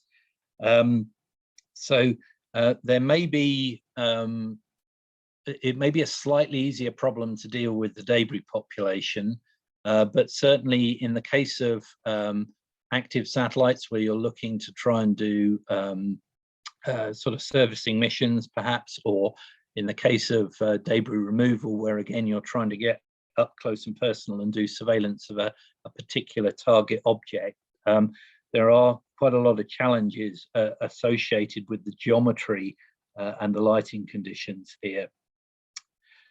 So if you recall back to the session that we had earlier in the year, this is one of the slides that our presenter from ESA kindly showed us. And it's a summary of one of the concepts that came out of an ESA study to look at particularly the challenge of monitoring debris in low Earth orbit. And the concept that they came up with, as you can see from the sort of bottom right image, is a satellite in a sun-synchronous orbit, looking in the anti-sun direction, rather as the Sapphire and NEOSSat satellites do. But now, obviously, the target objects are not in GEO, but in low Earth orbit instead. One of the points that this image kind of makes is that, you know, at least for part of their orbits, those target objects are going to be in the Earth's shadow. So if you are reliant on an optical sensor, you'll only be able to see them for part of the time. Now, I didn't participate in this study, and I'm not quite sure whether the dotted lines coming out of the satellites are intended to represent a potential field of view or an actual field of view, but I think the former is more likely, because it would be, you know, I mean, obviously the diagram's not to scale, but I think it would be very surprising if they had a very wide field of view sensor like this. And the question that occurred to me was, what about the velocity of the target objects across the field of view? So in the case that's illustrated here, the target objects are moving relatively rapidly across the field of view because of their orbital velocity. And in many cases, I think this would be true. To provide an analogy, if you think about what happens if you're riding in a car or on a train and you look directly sideways out of the windows on the vehicle that you're traveling in, things whiz across your field of view very rapidly and potentially are quite difficult to conduct observations of, because they don't spend as long as you might like in your field of view. Whereas, as you'll be aware, if you've, you know, sort of ridden in a car or ridden a train, if you look sort of forwards or backwards, the objects that are in your visual field of view are there for much longer, and so have lower velocities across your line of sight. And I think potentially for the challenge of picking up small debris, this might be something that we need to consider, is actually looking perhaps more in the direction of travel of the satellites in low Earth orbit, so that the relative velocity of the target objects within the field of view are lower, and so are easier to detect and actually build up more reflected light on your detector and get above a detection threshold more readily. I think there are advances in you know, sort of image processing that may get over this problem, but I think actually if we want to push the detection threshold down to the sort of 1-2 centimeter sized objects that we've mentioned earlier, I think we may need to consider a geometry that perhaps isn't quite as sort of at 90 degrees to the direction of travel as this diagram implies. So turning to the issue of debris removal, this is deliberately a very busy slide, because every time I hear about a new technique for getting debris out of orbit, I find a picture of it, put it on this slide, make everything else a bit smaller and squeeze things up to fit them in. The whole point is to try and make it very clear that there are a lot of different candidate technologies that have been proposed, and some of them work well for some types of debris and some of them really wouldn't. But if you actually want to get up close and personal to do your debris removal, you're going to need pretty good space-based SSA data. So I thought I would just highlight why it's important by taking away the two concepts on this slide that I don't think rely on high accuracy SSA data. And so everything else, I think, if you actually want to implement one of these technologies or attach, you know, a sort of deorbit device to a target object to try and get it out of orbit, you are going to need pretty good SSA data to actually make any of these concepts work. And the orbital motions in low Earth orbit, depending on the relative orbits of the objects, do get quite complicated. So The top image here shows a difference in orbital inclination. And if you sort of try and mentally follow, say, the red and blue orbits A and B in the top image, you can see that from the point of view of a satellite in the red orbit, a target object in the blue orbit would be sometimes on the left and sometimes on the right, and there would be an oscillatory motion over the course of an orbit. The next image down shows a similar sort of configuration, but with a difference in right ascension of the orbit. And again, you get a sort of side to side type motion from that particular configuration.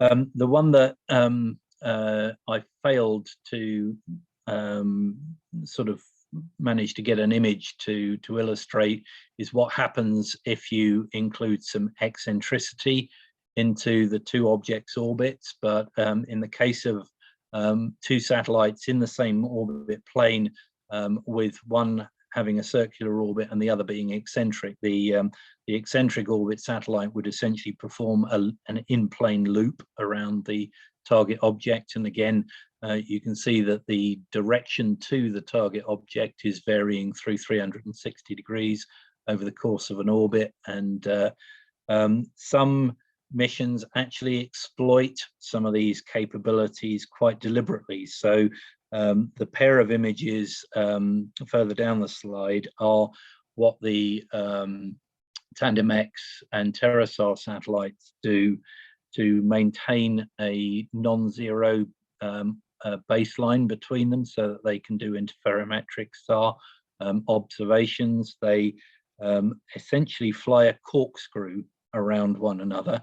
And as you can see, if you are one satellite in such a pair and trying to conduct observations of the other object, the range of angles that you're going to have to deal with and the agility on your surveillance satellites is going to have to be quite significant. And then the illustration at the bottom that shows, the Terminator in a low Earth orbit superimposed, it happens to be the International Space Station in this case, but the point being that at different points around that orbit, the objects, both the observed satellite and the observing satellite, are going to go in and out of the Earth's shadow. And again, phasing of your observations and being able to do things at the right time are going to be important. The subject of, sort of working out your reference position and your pointing came up in the discussion with Stuart earlier. There are a variety of technologies that you might employ, and one of the concepts that we've been discussing with Marek Zibart of UCL is the possibility of actually trying to improve our understanding of the various forces acting on satellites by putting up a satellite that we've described as super trackable, in that it tries quite deliberately to have sensors and measurement capabilities to pick up some of the very subtle forces that Marek and his colleagues are able to contemplate, but perhaps not get the relative magnitudes of at the moment. The spacecraft in orbit have electrostatic charges on them. They move through magnetic fields. There are things like Lorentz and Coulomb forces acting on them, and a bunch of other very subtle forces that are not part of most orbit models at the moment. But if we were able to instrument satellites in space and do space-based surveillance of space in that sense, we might be able to actually improve our understanding of the way that various satellite orbits are evolving. We touched on the issue of triangulation, and one of the questions earlier referred to the idea of looking at the same target object simultaneously from different directions. This is one of the things that GNOSIS appear to be planning to do. This is one of the images from their presentation earlier in the year. But one of the things to remember here is that you might like to have a wide baseline, but wide baselines necessarily imply that you're looking at the target object from different directions, and so depending from where you're looking, the illumination conditions of the target object may vary depending on what the relative orbits are. So one of your pair of satellites doing this observation may have better illumination conditions than the other. So I thought I'd finish with a few questions for people planning to do space surveillance from space. And I'll leave you to have a look at those questions. But I think the bottom line is it's quite unlikely that you would be able to do 100% duty cycle and have your satellite operating effectively all the time because of the various constraints that I've touched on. Those constraints apply particularly in the case of optical sensors, but I think might also apply to some extent with some other types of sensors in the infrared or the RF. But there are occasions where you look at, sort of artists' impressions and think maybe they could have thought about this a little harder. So you can see in this image the NEOSSat satellite. It's one of the chief sources of embarrassment to the European Space Agency because it stopped responding to their commands a few years ago and is now between 6 and 7 tons of debris in low Earth orbit that they would like to dispose of. Given the place that the sun is in this diagram, you can pretty much guarantee that NEOSSat would only look like this if you'd remembered to take a torch on your surveillance satellite. And I offer that as one possible solution to some of the challenges I've mentioned, that, if you are planning close-up rendezvous and proximity operations, taking your own source of illumination might be quite a good thing to do. And I'll stop there. And if you have any questions, be very happy to take them. Thank you very much.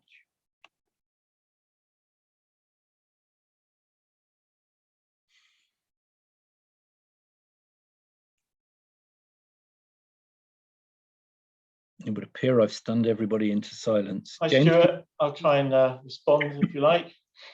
Thanks, Simon. Hi. Hi. So that was fascinating. Thank you. I'm just trying to look at your questions really and see if we can answer. Maybe follow on from what Stuart and Eric were saying earlier as well. I mean, so I mean, just to recap, the orbits, if you like, we're doing some work to try and bring space-based sensors into orbit, as you know, Stuart, and not from the same perspective of those two companies who are building a whole service around that, but more sort of upstream in terms of helping to test sensors in space and maybe host sensors as part of a wider network, right? So that's different. And I've got maybe almost, now's the time I can sort of maybe almost make an announcement in the sense that we're trying to really actively do that and we've got a number of missions next year and actually trying to consolidate we've already got a number of customers who I can't name right now, but who are consolidating to be working in the SDA sphere to be doing tests on the same mission. So we're trying to organize a kind of SDA mission, build some publicity around that, trying to find sort of synergies between that. So anyone else interested in that idea, please get in touch. But from your questions, okay, what proportion of your orbit can be spent collecting data? So in one sense, we're in the situation where we've got, just in our own satellite, we've got 8 cameras, optical cameras pointing in all directions. And the potential is to collect data from all of those all the time, plus additional sensors which are on board as well. That's, that doesn't mean that all of that data is useful. In fact, most of it isn't useful. Right? Yeah. So this is a big challenge. I think we're on the same page there then. Right. Yeah. So this is the big challenge on the data part. So we're trying to also build a kind of computing capability into that as well. I was interested in Eric's comment about processing capacity, availability, and all of that sort of thing, because that's something we're quite interested to figure out how much capacity you need to be able to do this. If you've got good enough software on board, what kind of processing capacity do you need to do that filtering? Catherine has suggested I put my questions back up, so I'll just do that. Yeah. Hopefully, is that working? There we go. So, but I think we're working, that's more on the passive, let's say the passive surveillance of debris question. I think that the topic of close surveillance for inspection or close proximity is a completely different kettle of fish. Yeah, as you say, absolutely. and almost a whole set of different challenges, even if you might be using some of the same hardware and software techniques. And I think there's sort of, you've got different answers to each of those questions depending on those two use cases.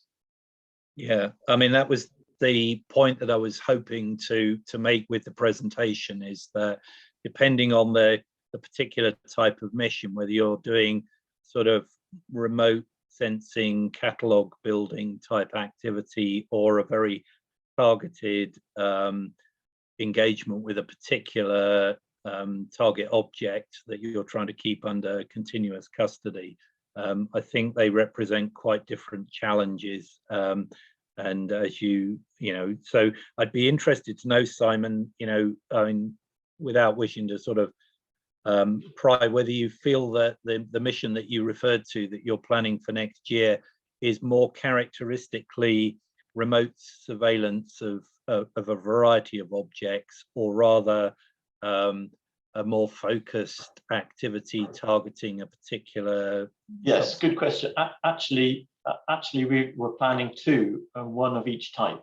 So, right. So early in the first one is going to be more the general one, the more general surveillance one, but we're kind of working towards the more specific one for close proximity cases. Yeah, I think, you know, I think we've already kind of alluded to this, but I would think that the concept of operations for your two satellites, and in particular some of the attitude control things that you might wish to be thinking about, would be quite different in those two cases. That's right, yes. Yeah. The only difficulty with me sharing my screen is I can't now see the chat. So James, have we got any questions in the chat? That's a good question. I can't see it either. I don't see any questions in the chat, but I did want to actually ask the other attendees, who are not standing between you and your coffee break and comfort break, but I'm just curious if any of the other attendees, you know, would be willing to share how they are tackling some of those challenges. Because, Stuart, you can't be alone in having identified these challenges. I didn't think I was, but I hadn't seen much discussion of them in public, so I thought it might be worth sort of raising some of these issues. And you could tell from, for example, Eric's comments earlier, he mentioned inter-satellite link, and you can see that my fourth bullet here, you know, sort of touches on that issue. You know, the intelligence required on the servicing or debris removal spacecraft goes up quite a lot, I think, if you don't have a human in the loop enabled by an inter-satellite link, as an example. And I, well, don't want to presume, Simon, but you know, as my understanding of the sort of deorbit current capability is that inter-satellite links aren't currently part of what you're doing, but might be in the future. Is that true? Yes, that's right. That's true, but we are working on that, but also supporting third-party companies in order to test their ISL technologies, both optical and RF, over the next year or so, and looking to see how those, you know, those can be exploited in future scenarios. Yeah. So in the sense of the debris monitoring side, we're thinking of, you know, we've been working on the sort of concept of connecting the data center type processors by using inter-satellite links, basically creating a data processing cluster in space. It's in one of Stuart's pictures, a space data center type thing, enabled by interconnected inter-satellite links. That's to help spread the data processing mode. And that it doesn't have to be just SSA data, but also EO data as well. Mhm. Now, I think you're right in terms of that for the close proximity case, that's where you need a permanent connection with the ground in order to do the operations effectively, and for the safety side of it, the fender bender avoidance, essentially. So it's a different I do love that phrase. I'm so glad Eric used yeah. So, you know, that they are both relevant, both cases, but for different reasons, I think. Yes, I mean, and the last question about support from other SSA sensors. You know, I think everyone benefits from services that are enabled by as many sensors as possible. So that has to sort of go through and come back again. And I guess an interesting point is how the latency of that and how relevant even the latest data that you've collected, how important is that to your own operations? Yeah, I'm not sure the answer. I don't know the answer to that. But...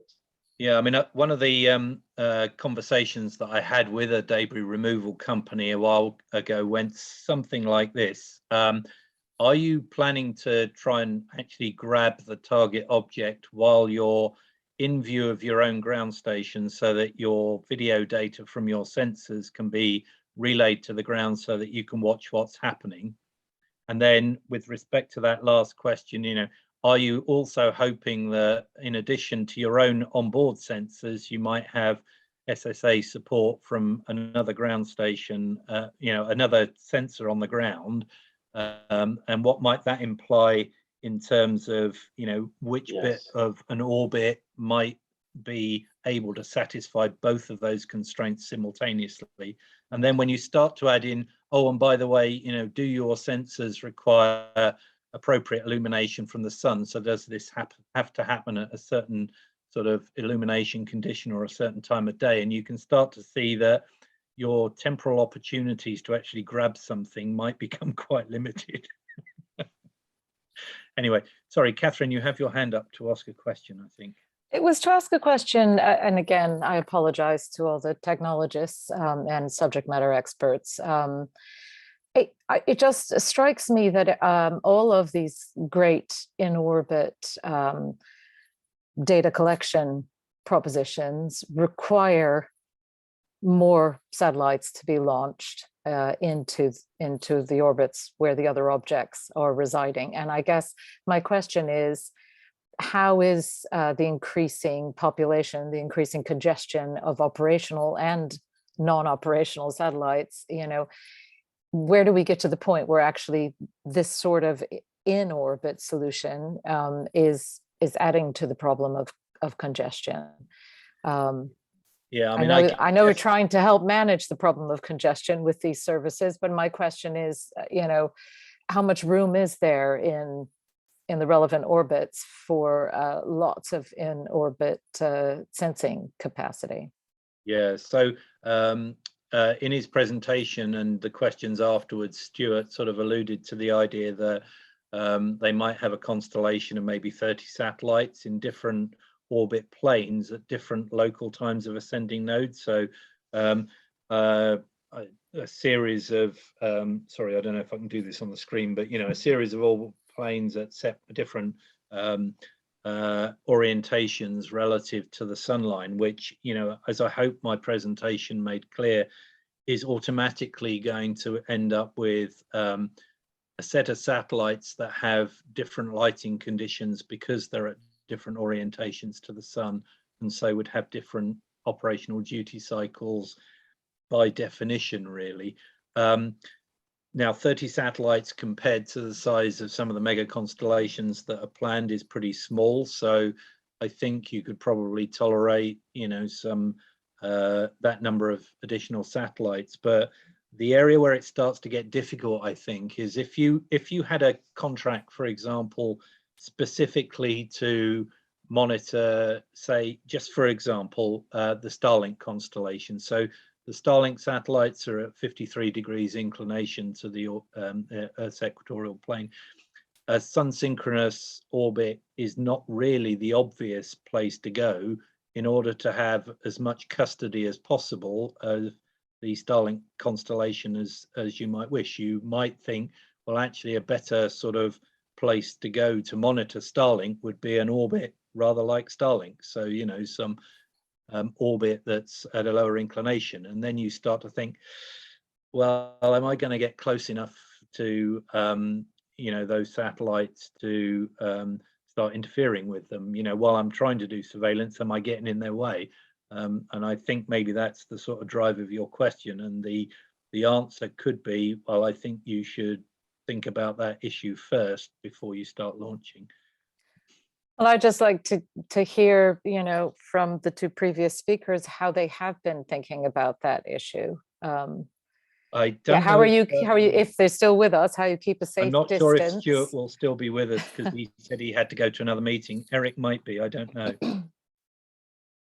I'm looking down. We may have lost Eric as well. It looks Okay. like we might. Okay, Anyway, Catherine, I could do a best to make an attempt to answer. Thank you.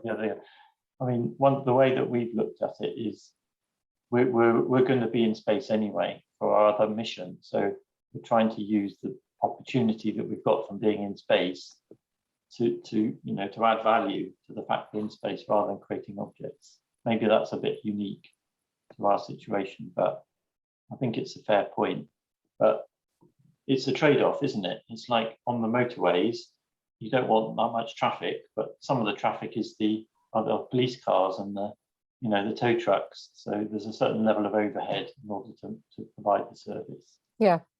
So I guess that question about what's a safe distance, you know, how to keep a safe margin of cushion between the monitoring spacecraft and the operational spacecraft that are being monitored is just a question that occurred to me.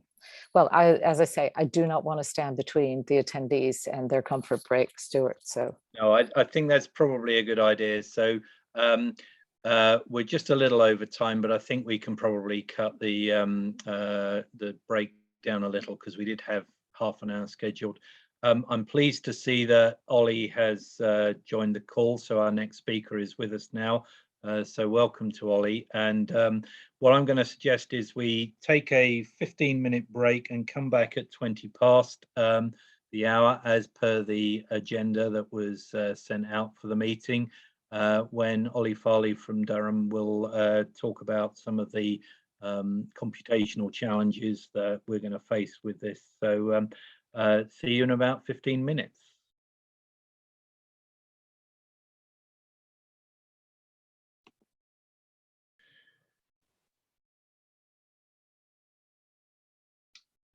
Hello, Ollie, are you there? And would you like to see if you can get your slides up on the screen so that we can start again at 20 past? Okay. You can see that. Yep, no, that's good. Thank you. We'll kick off in a couple of minutes. Okay.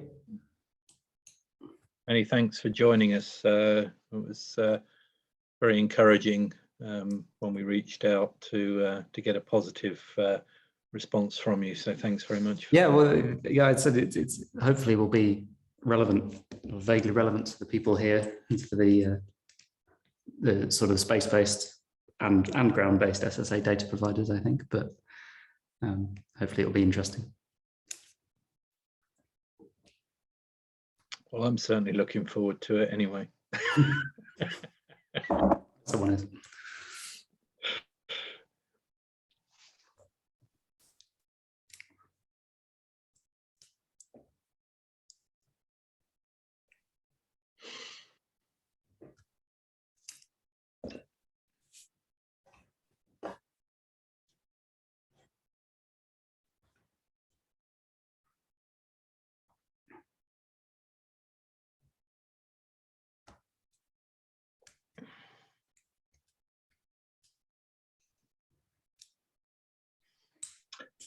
Okay, well, by my watch, it's about 20 past 3, which is the time that we had set aside for our next contribution, which is from Durham University, Ollie Farley, and it would appear some supporting actors, one of whom asked a question earlier.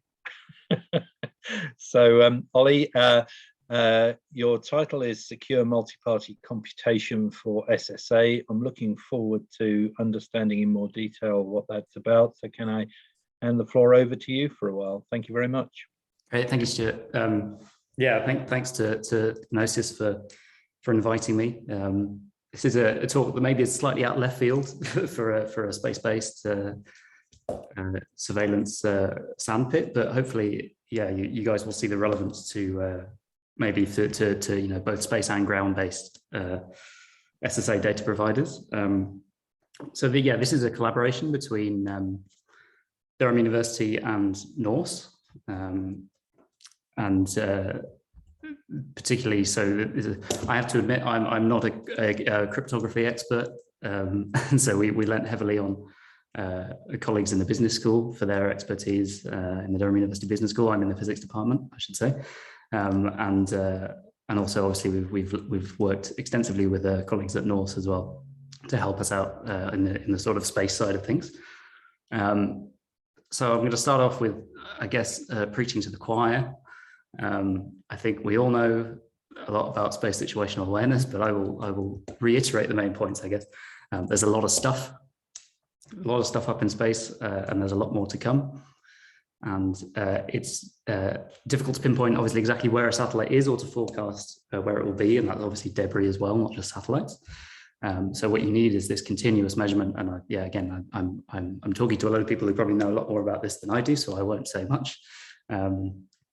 So the key thing for this work is that you generate all this data, right?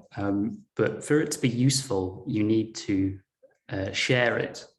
And what do I mean by that? Well, so I'm going to focus on satellite collision probability, because that's what we've been looking at, but this also applies to lots of other kind of computations that you do with the data that you generate from these observations, right?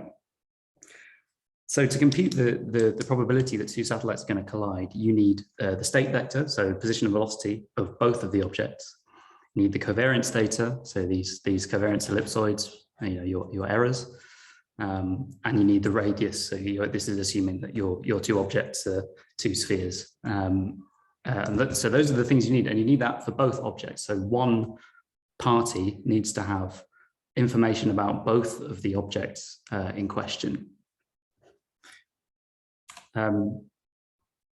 So the way that I guess it's done at the moment is hopefully well known to most of you, is that you have these big monolithic data stores, right? So the US military has all the data, and they do all of the computations, and they're a trusted third party for some people. Or you have things like Space Data Association, where you have an agreement between satellite operators that they will provide their data to this trusted third party, and then they do the computation. So they will calculate whether satellites are going to collide or not.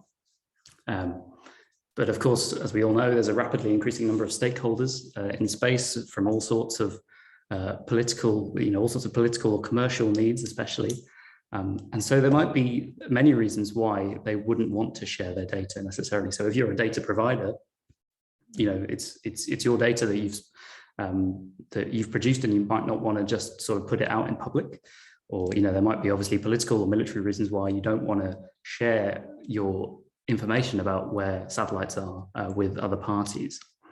But obviously that's irrelevant for SSA, right? We need to figure out which satellites are going to collide with other satellites, and where they're from, or what they're used for is irrelevant. So what we really need, and I think again I'm probably preaching to the choir, is that there's a need for decentralization, right? There's a need for instead of having these big stores of data that are locked away behind governments and military and so on, there's this need for lots of smaller databases, which I think is what we've been talking about with talking about kind of smaller data providers. But then what you need is a way for the computations to be performed between the databases, right? So to share data in order to do the computations that you need to do. And the solution that we've been looking at in this collaboration is called multi-party computation. So it's a technology from the finance industry mainly, where obviously they care a lot about security and privacy.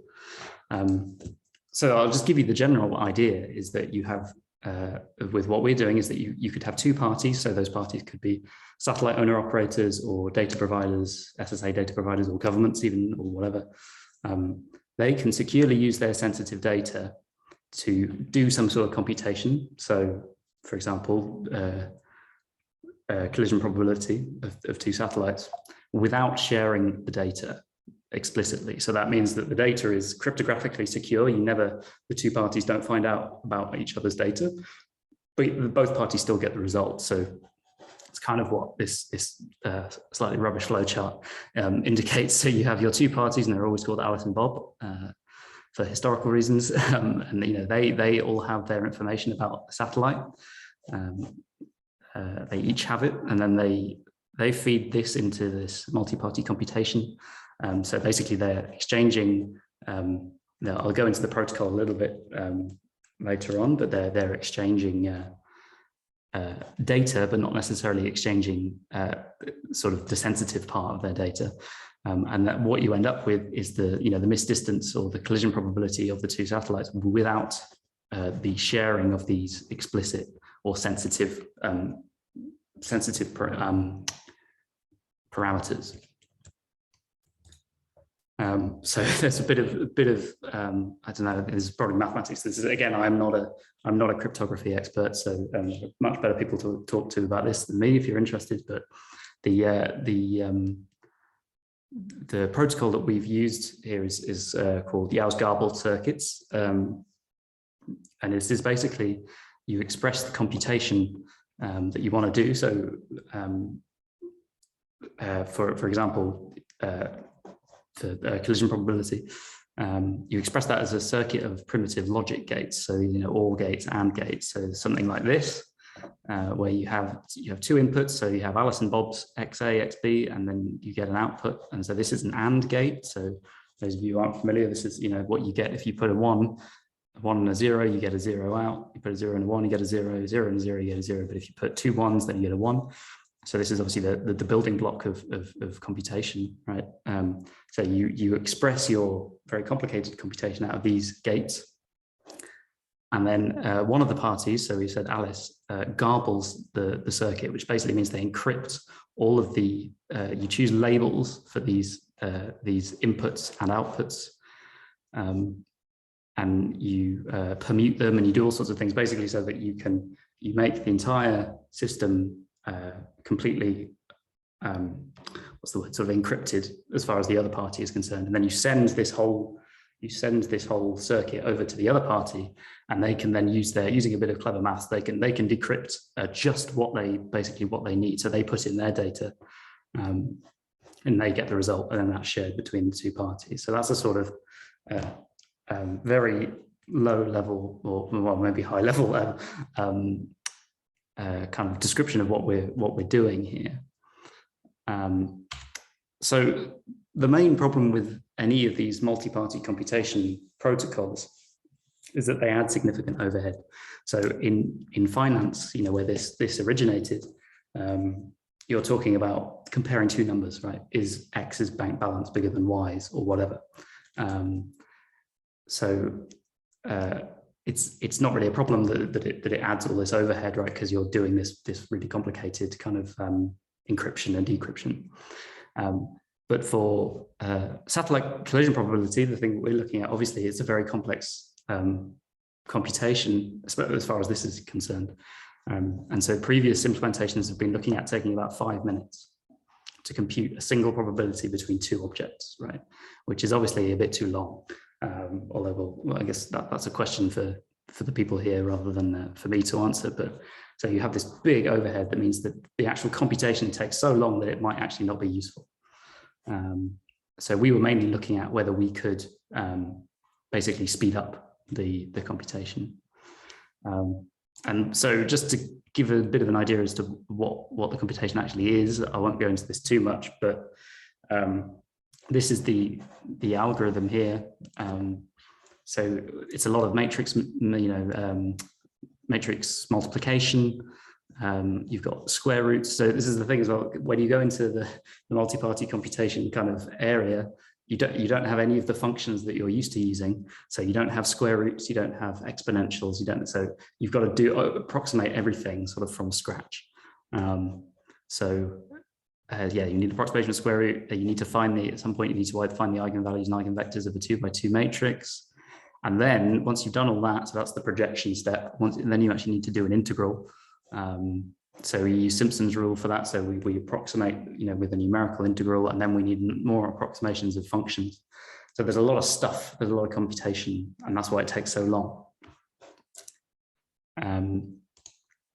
So what we did is we basically just took an off-the-shelf open source C++ library called EMP Toolkit, and that has a lot of built-in capabilities. But then we added, you had to add linear algebra to it. So matrices, vectors, multiplying the two together, and then also some approximations for the functions that we need.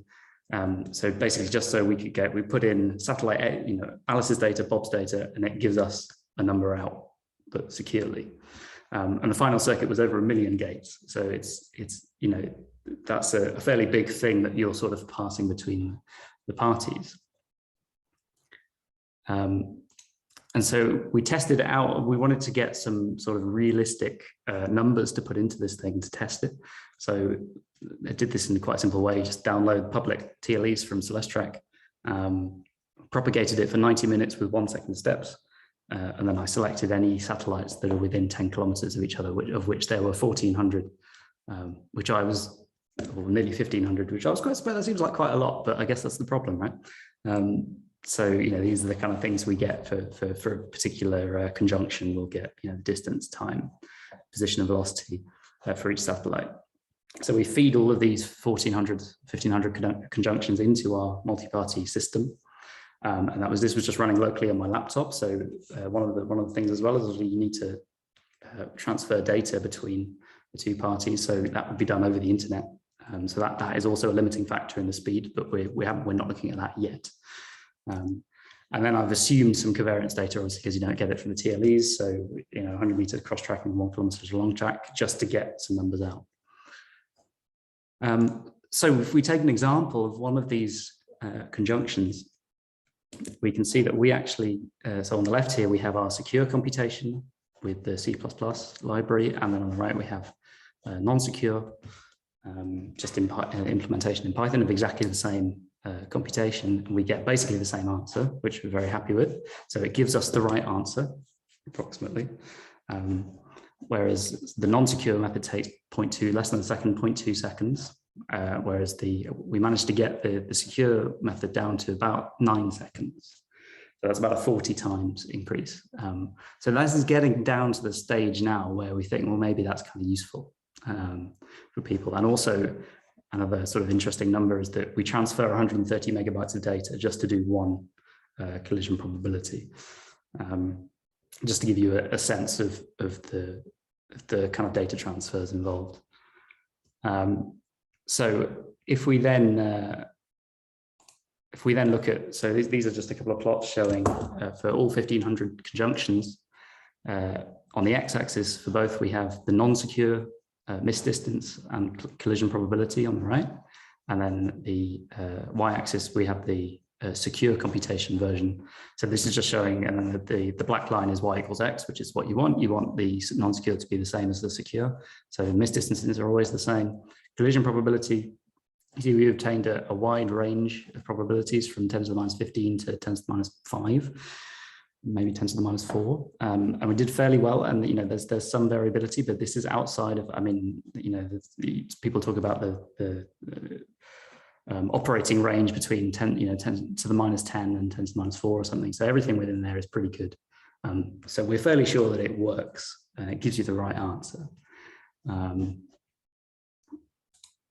So moving forward, I guess there's this trade-off between security and speed. So with these kind of multi-party things, the more parties you add in, the more secure it gets. Basically, the more you can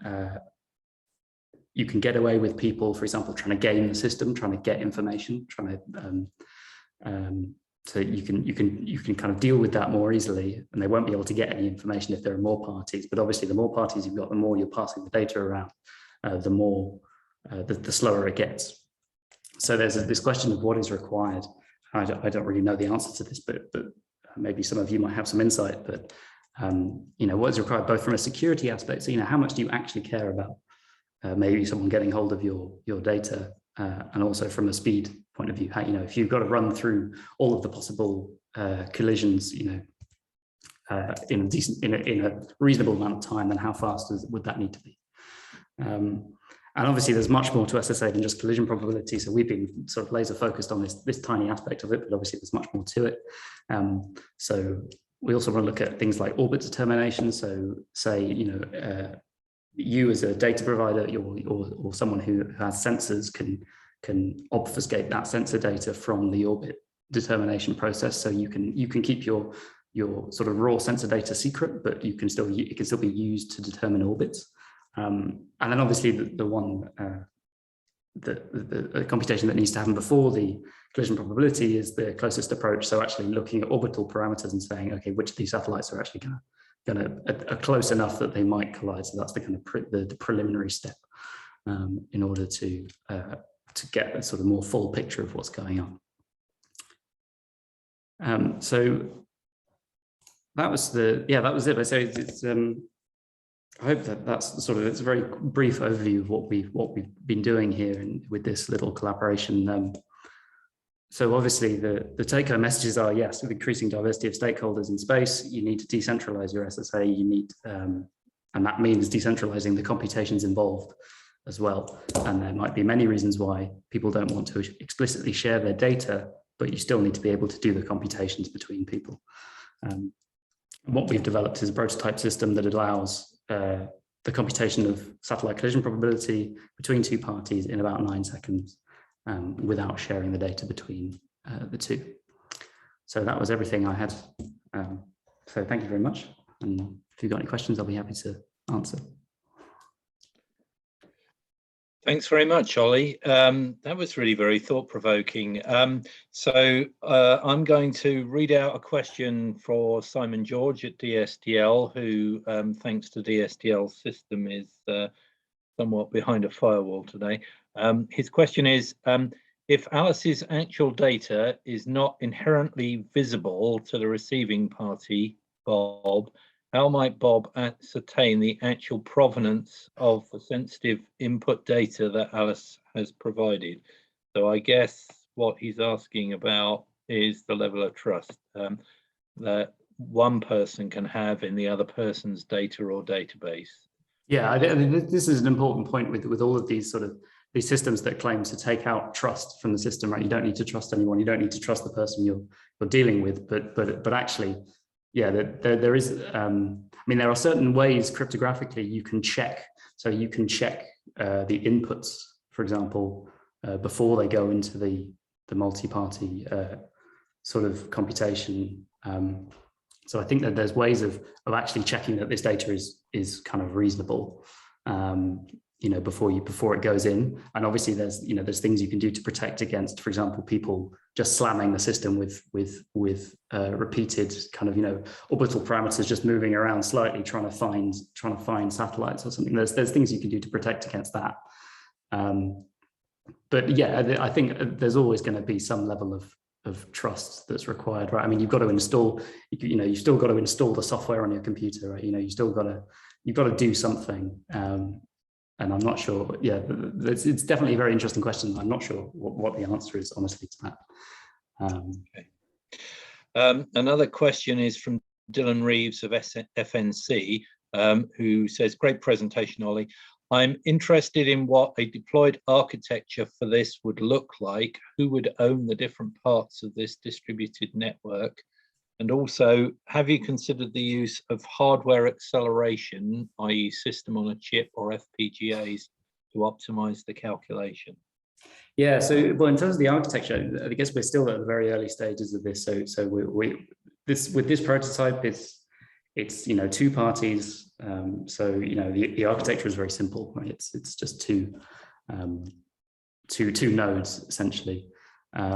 Whereas so I think that's an interesting question as to if you deployed this sort of on a large scale, as to who would own the different parts. I guess that the point would be that they would be owned by the parties themselves, right? So that's the distributed nature of it. But obviously that, yeah, there would have to be some other entity that's actually obviously, sort of selling this stuff, right? Regards to the hardware acceleration, we haven't. So yeah, this is just running on my laptop, which is an Apple M1 chip. So I think that there's certainly some optimization that can be done with, so for example, with an FPGA, you could probably go a bit faster. Unfortunately, parallelization doesn't help you very much because a lot of the protocol involves kind of just sort of communication back and forth. So you can't necessarily just sort of chunk it all into little parts and do them in parallel. You have to kind of do things in series. It's kind of a slightly kind of unique optimization problem in that, you can't just put it on GPU and it will be much faster. But maybe something like an FPGA could be useful there. Yeah. Yeah. A bit of feedback from Simon George is he notes that there are sometimes errors in the monolithic databases. So it's a common problem. Yeah, well, I guess that's the difference between malicious intent and accidental errors is one to think about as well. Yeah. One of the things that I find myself wondering about is obviously in the case of different satellite operators, especially military ones, the data on their orbits is quite often considered either commercially or militarily sensitive. So I can see the advantages of this sort of approach for both of those. But the debris population in low Earth orbit is dominated by the debris, in most cases, I think it would be true to say that not only do we not consider that information particularly sensitive, but also it's not always the case that we actually have Alice, Bob, or anybody else as an identified owner for that debris.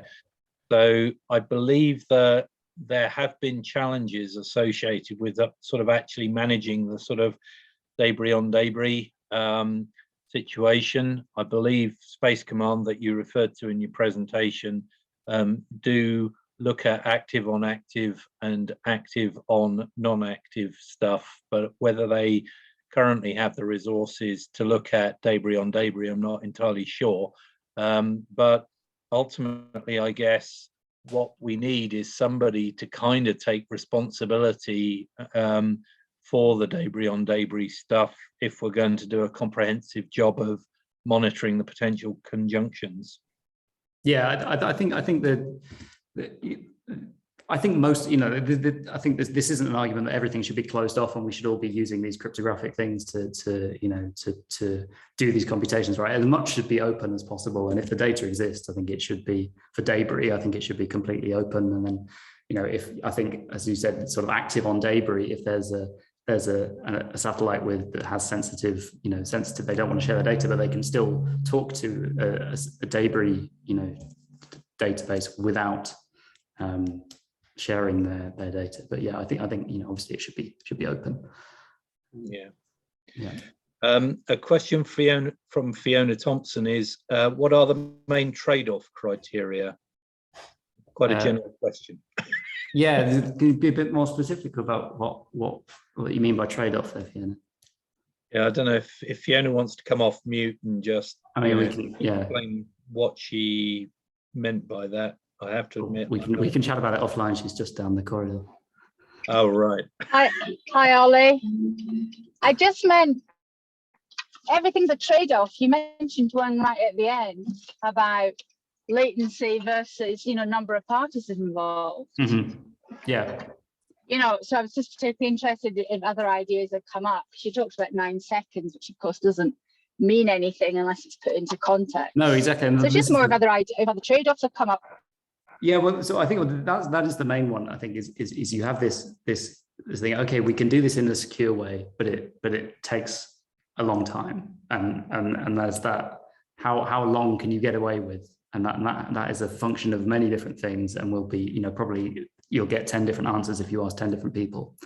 So all we're trying to do really is saying, okay, well, you can do it this fast with a sort of minimal level of security. But actually, then there's the trade-off is then, well, how much do you care about security of your data, right? If there's a 50% chance that someone might nick it, then is that too high? Or is it, it should be a 10% or a 1% chance? It's an interesting, very interesting question, I think, and not one that I think has an easy answer, but that's what we're looking at. I'm not seeing any further questions for you, Ollie, but can I thank you for quite an interesting and potentially quite optimistic presentation, given that the current catalogue is 30-odd thousand objects at the moment, I think, but there are predictions that as we push the detection thresholds down to 1 or 2 centimeters, we're going to get at least an order of magnitude increase in the number of objects in the catalogue, with a n squared sort of increase in the number of potential conjunctions, at which point the sort of improvements in time that you're talking about with that algorithm are going to be absolutely essential if we're going to keep on top of the problem. So I would imagine that you will find quite a number of people in the commercial sector really quite interested in taking that forward, and I'm pleased that you've already got a sort of link through Norse into that sort of more commercial community. So I wish you every success with it, but I can see a bright future for your algorithm. Well, I hope so too. Thanks, Stuart. Thank you very much. So it's absolutely fantastic when a plan comes together, and we have deliberately scheduled various people at different points this afternoon, subject to their availability. But I'm very pleased to say that Lauchie Scott from DRDC in Canada has joined the call, as we were hoping he would. So if we're not imposing on you slightly earlier than advertised, Lauchie, would you'd like to take control of the screen and tell us about your NEOSSat and future missions? Will do, with pleasure. Just give me 1 second here. Is my audio coming through okay, first of all? Yeah, we can hear you loud and clear. We can Excellent. see in editing mode, and now we can see in presentation mode. You're good to go, mate. Great, thank you. So thank you very much for the invitation to present today. I'm going to give a bit of an overview of some of the R&D that we've been doing with the NEOSSat vehicle. I'm the principal investigator on NEOSSat, which is a mixed astronomy and space surveillance R&D mission that we launched in 2013. And I'm working in space surveillance systems since, 2002, when I was hired at DRDC. I'm going to talk about the NEOSSat microsatellite, and in particular, I'm going to give a very quick introduction to some of the very stressing engineering considerations that we have to deal with on orbit when we're actually trying to do space-based imagery of satellites. Earth limb and angular rates really work against you on orbit, and this is something that we manage on a day-to-day basis. I'll talk a little bit about the image processing and our metric performance, and I'll talk quite a bit about the LEO tracking we've been doing for the last 6-7 years that we've been up to doing this kind of thing. And I'll very briefly introduce Redwing. It's still early days for the mission, but things are starting to make progress. So some current SSA tracking systems in Canada. Sapphire, certainly, I think most people are aware, it's the operational capability for the Canadian Armed Forces. It's a sensor that runs tracking for produces tracking data on deep space objects down to about magnitude 16, and it delivers its tracking data to the SSN every day. Its tracking accuracy is better than 3 arc seconds. It's usually down around 1.5 arc seconds now, so it's pretty precise, and the data it produces is used in collision assessment now for the deep space regime. Flown with NEOSSat, we actually launched NEOSSat, which is a small satellite that I'll get quite a bit into a little bit more later on. It's smaller and lighter in weight than Sapphire. but it has less redundancy and it's used as an on-axis telescope versus the 3-mirror arrangement that's used on the Sapphire telescope. And I'll talk a little bit more about that here in a few minutes. One of the R&D ground sensors that we use fairly often is the DRDC Ottawa Space Surveillance Observatory. There's a clone of that sensor out in Suffield, Alberta that we're in the midst of actually upgrading right now. And we use these ground-based sensors to test algorithms or to look at things that you can't do very well in space. Sometimes getting persistent light curves on objects are actually better acquired on the ground. So we use the ground-based sensors when weather permits to do that kind of thing. There's actually a fourth sensor that we use periodically. It is Canadian also. We do use the Cassiope satellite, but we don't use the optical instruments on board that instrument, on board that vehicle. We're actually looking at the plasma sensors on board for some technology development that we're looking for space object characterization right now. It's very early days for it, but we're starting to see some interesting things from the plasma environment when we actually look for space objects now. So NEOSSat was built in a time when nobody trusted small satellites to do military relevant jobs. And the reason we got the money for developing this vehicle was to basically try it out and see how well it worked. The system was built by Microsat Systems Canada. And the portion that I'm responsible for is the high Earth orbit space surveillance, space domain awareness mission. There's 2 objectives that we have. One was to test the military utility assessment. Can it do space surveillance tracking as per 2003 SSN requirements? The answer is yes, it can. And also the other objective was to do space-based tracking experiments that you can't do from the ground. And that's something that we're still doing today. And that's the principal mission that we're following on with right now for the vehicle. The mission is split between partners at the Canadian Space Agency and DRDC. On the left side, we have a small team that runs a vehicle. We're mixed military and civilian. We sometimes get occasional US Air Force billets in to do particular experiments with the vehicle. And I'll show some of the results of that later. And primarily, we run consistent experiments from a week-to-week basis using this small team. And we're very fortunate with the amount of automation that we've been doing in the last several years to keep the vehicle running. The Canadian Space Agency runs the astronomy science mission. NEOSSat doesn't just look at space debris, but it also looks at asteroids, comets, and most recently, we're finding quite a bit of application in the use of the instrument for detecting exoplanet transits, and that's what the astronomers spend most of their time scheduling the vehicle for right now. The satellite operations team at the Canadian Space Agency also keeps the vehicle alive, healthy for us, and they run the antennas and the data downlink for us. So there's a lot of work that they do to keep the mission running for us, and of course they do the anomaly investigation also. So how it works on a week-to-week basis with us. So basically each week we set observing plans to deconflict the space surveillance and astronomy missions, because each one has to look at things at particular times. And usually we assign blocks or days of blocks of time or days of time to satisfy this. We usually schedule our activities usually about 2 days in advance prior to upload to the vehicle and execution. The HEOS experiment manifest is primarily, there's one that we're always running on the vehicle. It's called the Canadian Satellite Tracking List. It's always running. We produce this data continuously, and we're always tracking Canadian objects in deep space using that list. But more importantly, there's other defense S&T activity that we do with the vehicle also. And those experiments are on a case-by-case basis, and we usually acquire the data to basically test certain concepts and activities that we need to understand. If we need to support a future Canadian Armed Forces need and they have a question for us, we test it on the vehicle in order for us to say whether or not it'll work or not. So that's more or less how we use the vehicle.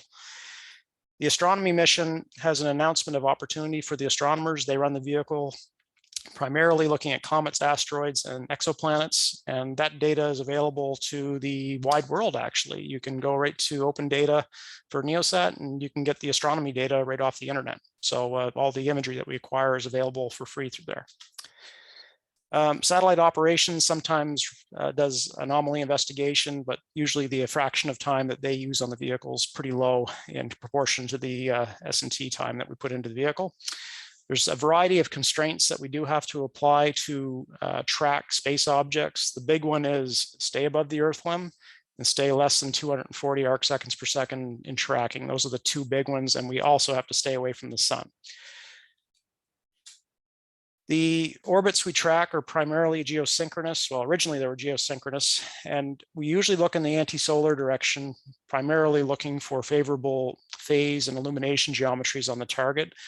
We usually stay out of the red zone, which is the solar exclusion region, which is about 45 degrees off of the sun line. We can go in that region so long as NEOSSat is in eclipse. And we have played that out a few times. We've gotten down to around 20 degrees off of the sun line in a couple of occasions when doing high phase angle observations on geosynchronous objects. The continuous viewing zone, people tend to forget about it, but we use that geometry to basically keep track of objects in the anti-solar direction, and it also allows us to get about 2 hours of tracking on geosynchronous objects as they traverse through the continuous viewing zone. So it's a handy geometry that we use for tracking geo objects. What I don't show you in this picture here is that we do track LEO, and we actually do quite a bit of that now, and I'll show you some of the results of it a little bit later on. So what does an image look like from NEOSSat after sitting in space for 9 years? Radiation beats it up pretty badly. And this is what the pixels look like when you're looking for satellite objects. And there's actually three actually satellites I see on this frame here. And we have to apply a pretty interesting strategy actually to try to compensate for the radiation environment that's on Earth orbit. This track you see of a comet that was taken by University of Bishops using NEOSSat. You can see the speckling that occurs on orbit when you're trying to track objects. Periodically, you'll see the odd satellite streak go through the field, but that speckling effect is something that we have to compensate for. And usually when we acquire images, we do it in stacks of 5 or 6 images in order to basically get an aggregation of those images so that we can basically ignore when those cosmic ray or high charge particle strikes occur on the instrument. So this is one of the engineering things that we really need to avoid when doing our when we do our acquisition of data, is to compensate for these particle strikes on orbit. And the way we do it, we use stacked imagery to do so. We take usually 5 or 6 images. We take what we call an ersatz dark. We don't take an actual dark frame, but we actually just take the minimum pixel out of a series of 5 images. That actually cleans it up pretty well. You can actually see the 3 satellite tracks in the field. It's an easy way to get rid of that effect without having to take dark frames or to actually use some more advanced image processing technology. Ersatz darks work really well. We take an FFT and matched filter on the imagery to find the to find the star streaks actually, first of all. And using the trajectory of the targets in the field, we can stack up 5 images, drill down vertically through them, and we pull out our observations to actually find fate objects. And that's more or less a very top level overview of how we do our image processing. There's a thesis by Stefan Thorstensen that describes the process in a lot more detail. And that's exactly how we extract space objects from our imagery when we track objects in space. One of the things we completely missed when we were designing the vehicle and for Sapphire was the effect of the Antarctic ice sheet. That thing is crazy bright when you're trying to look for space objects. And if you look on the left side here, you'll see speckling from the radiation, South Atlantic anomaly and radiation spikes, but you'll see the background glowing periodically. That's the Antarctic or the Northern Arctic ice sheet, basically glaring the instrument. And we actually have to avoid the Earth limb to be well above 20 degrees elevation in order to avoid the flaring effect that occurs on orbit when we're actually tracking space objects. So for those of you that are designing this, don't forget about the poles. They're actually very bright. Even though the Earth limb is a big consideration, those ice sheets are completely white and they're very, very reflective. And this is something that we missed. And I've put a plot here of the background measurements that I've taken looking at star fields to try to measure how bright that ice sheet is when we do traversals over it. It gets down to about 14 magnitudes per square arc second. It's crazy bright. In terms of metric accuracy, this slide's a few years old now, but we usually get between 2 and 4 arc seconds metric accuracy, depending on the mode of binning that we're using on the instrument. We just discovered about 3 weeks ago, we had a software issue that was embedded in our code. And now we're getting down to about 0.8 arc seconds per axis, or about 1.2 arc seconds overall. So anyways, lesson learned here is that once you calibrate your sensor on orbit, your job's not done. You're going to discover the things that you missed probably several years later. So that was, and still today, we find little tricks and deviations in our code that are tied to the image processing that makes this more accurate. In this case, it was actually a role-based dependency that when our satellite rolled, we were actually rotating the pixel of interest somewhat, and that was actually distorting our metric accuracy quite a bit. So anyways, we're got that under control, but the calibration process is extensive, and it does take a long time to do, especially when you have limited data on your GPS calibrators in order to do this kind of thing. In terms of our sensitivity, this plot's quite a few years old also, but this is primarily geosynchronous tracks that we have taken on geo targets. You'll note that we usually see down to around mag 16, usually a little bit brighter. We can go down to mag 17. We can trick out the sensor by taking an extra couple of stacks or slightly longer exposures to get there. But one of the big messages that I wanted to get across is we do look out to around 30 degrees off the sun when we track geo. And believe it or not, the Earth shine that's reflected off of the Earth's day side reflects off geosatellites as well. And we use that little glaring effect from the Earth to actually spot them out at very high phase angles. And we're able to actually see a flare up in brightness the further they go onto the day side, which is actually kind of a neat little effect that we've seen for quite a few geo objects. As a matter of fact, we've tracked GOES 16 during a couple of maneuver operations that they're doing on the day side. We use that effect in order to actually see them. We get down to around magnitude 16.5 when we were tracking them. I work quite closely with the defense scientific community. Of course, DSTL, our counterparts at AFRL in the US, UK, New Zealand, Canada, and Australia.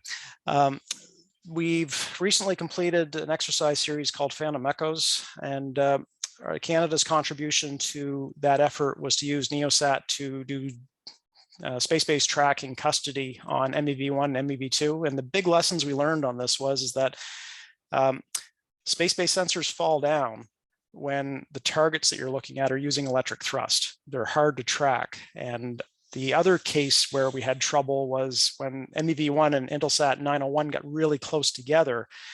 When they maneuvered on the day side inside the exclusion zone that we don't normally track in, you can't rely on differential photometry or the relative brightnesses of those two objects to say which one is which. It's actually a little bit more of a sophisticated thing to do. We actually found that ground-based spectral characterization was a better way of actually figuring out which one is which actually under those circumstances. So we do quite a bit of experimentation with our DSTL partners as well. I noticed that Simon George was online here, and anyways, we do quite a bit of work with them, and we're quite happy to provide data to the defense scientific community for supporting military S&T experiments. So I'm going to talk about LEO now. This is a track that we took on the Spot 2 satellite conjuncting with NEOSSat. And for the next few minutes here, let's just cast aside the view that conjunctions are bad. Let's just pretend they're not bad and use them as actually tremendous observing opportunities to learn about the LEO environment. There's so many things going by NEOSSat on a day-to-day basis that we have this smorgasbord of different things zipping by us, usually on somewhat collision trajectories that gives us an opportunity to learn about them. This is what it looks like when a satellite is barreling toward you. And I'm going to show you different examples of what this looks like. How we set up these kinds of observations is that the first thing is we look well above 10 degrees above the Earth limb. That's to let our star tracker track normally. It's also to get above the air glow layer that's in the atmosphere. We want to make sure that we're above that. We make sure we're 45 degrees off of the sun line, and with the relative velocities of the two objects, you point the telescope along that relative velocity vector. It's straightforward to set up. And what you see is that there's two effects that occur when you actually observe the target. The object brightens, and usually you get a 4-minute window to track the object. the object starts out about 4,000 kilometers away when it's above that 10-degree exclusion limit. And then it zips by you, and then you can't slew the satellite around fast enough to see it receding. You have to set up the instrument to look for that particular condition. But you get a 4-minute window to see that secondary object. And if you set it up correctly, this is what you'll see. This is a piece of Shenzhou 4 debris that zipped underneath us about 4 kilometers underneath. And the interesting thing is that it's not just that we're able to detect larger debris objects this way, but the interesting thing is that you can usually see these things on every half orbital rev before time of closest approach. So the thing that it's kind of gobsmacked me when I was doing the analysis on this, that I didn't realize this earlier, was that, of course, the satellite orbits are periodic. A conjunction is nothing but a manifestation of the phase of two orbits lining up with each other. And you can see these targets on half orbit intervals prior to the conjunction, actually. So it's actually a pretty neat learning opportunity that we had by looking at LEO objects this way. This is OrbCom FM20 and Iridium 17. They're on conjunctions with us also.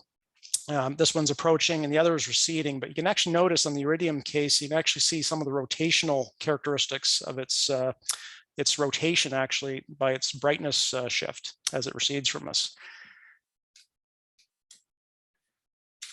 There's a big difference between payload and debris in these conjunction observations also. Payloads are quite bright, they're easy to spot, and you can usually spot them right over the Earth limb, about 4,000 kilometers away, so they're easy to spot.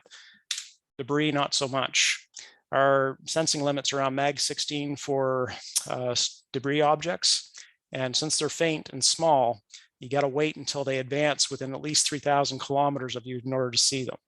So what we found is that they got to brighten above our noise floor in order for us to detect them. So while you can do orbit determination and reduce a collision or gets meaningful value in these conjunction geometries for orbit estimation and so forth, you got to wait for the target to brighten enough to get above your noise floor. And that was one of the big lessons that we learned when we tried this out here back about 4 years ago. We also do quite a bit of co-orbital tracking also. Sapphire usually gets all the credit for doing Canada's contribution to the Space Surveillance Network. We use Sapphire for target practice. So we usually get within 50 to 10 kilometers of Sapphire, and we actually take quite a bit of tracks on it, so much so that we can actually tell using the photometry when the Sapphire body is actually slewing to between targets on orbit. So we're actually quite sophisticated now in terms of the tracking that we do from LEO right now. The interesting thing is that geometries like this, we can actually start looking at conditions where Sapphire is conjuncting with other objects. And usually we get a period about a month in duration each year where we can watch Sapphire and watch other objects conjuncting with it from orbit. So you have 3 satellites engaged in a monitoring of things in outer space, which is actually a pretty fun exercise to do. Unfortunately, our frame rate on NEOSSat isn't fast enough to get videos of this kind of thing, which is really unfortunate. And hopefully with the next mission, we'll be able to address that a little bit more effectively.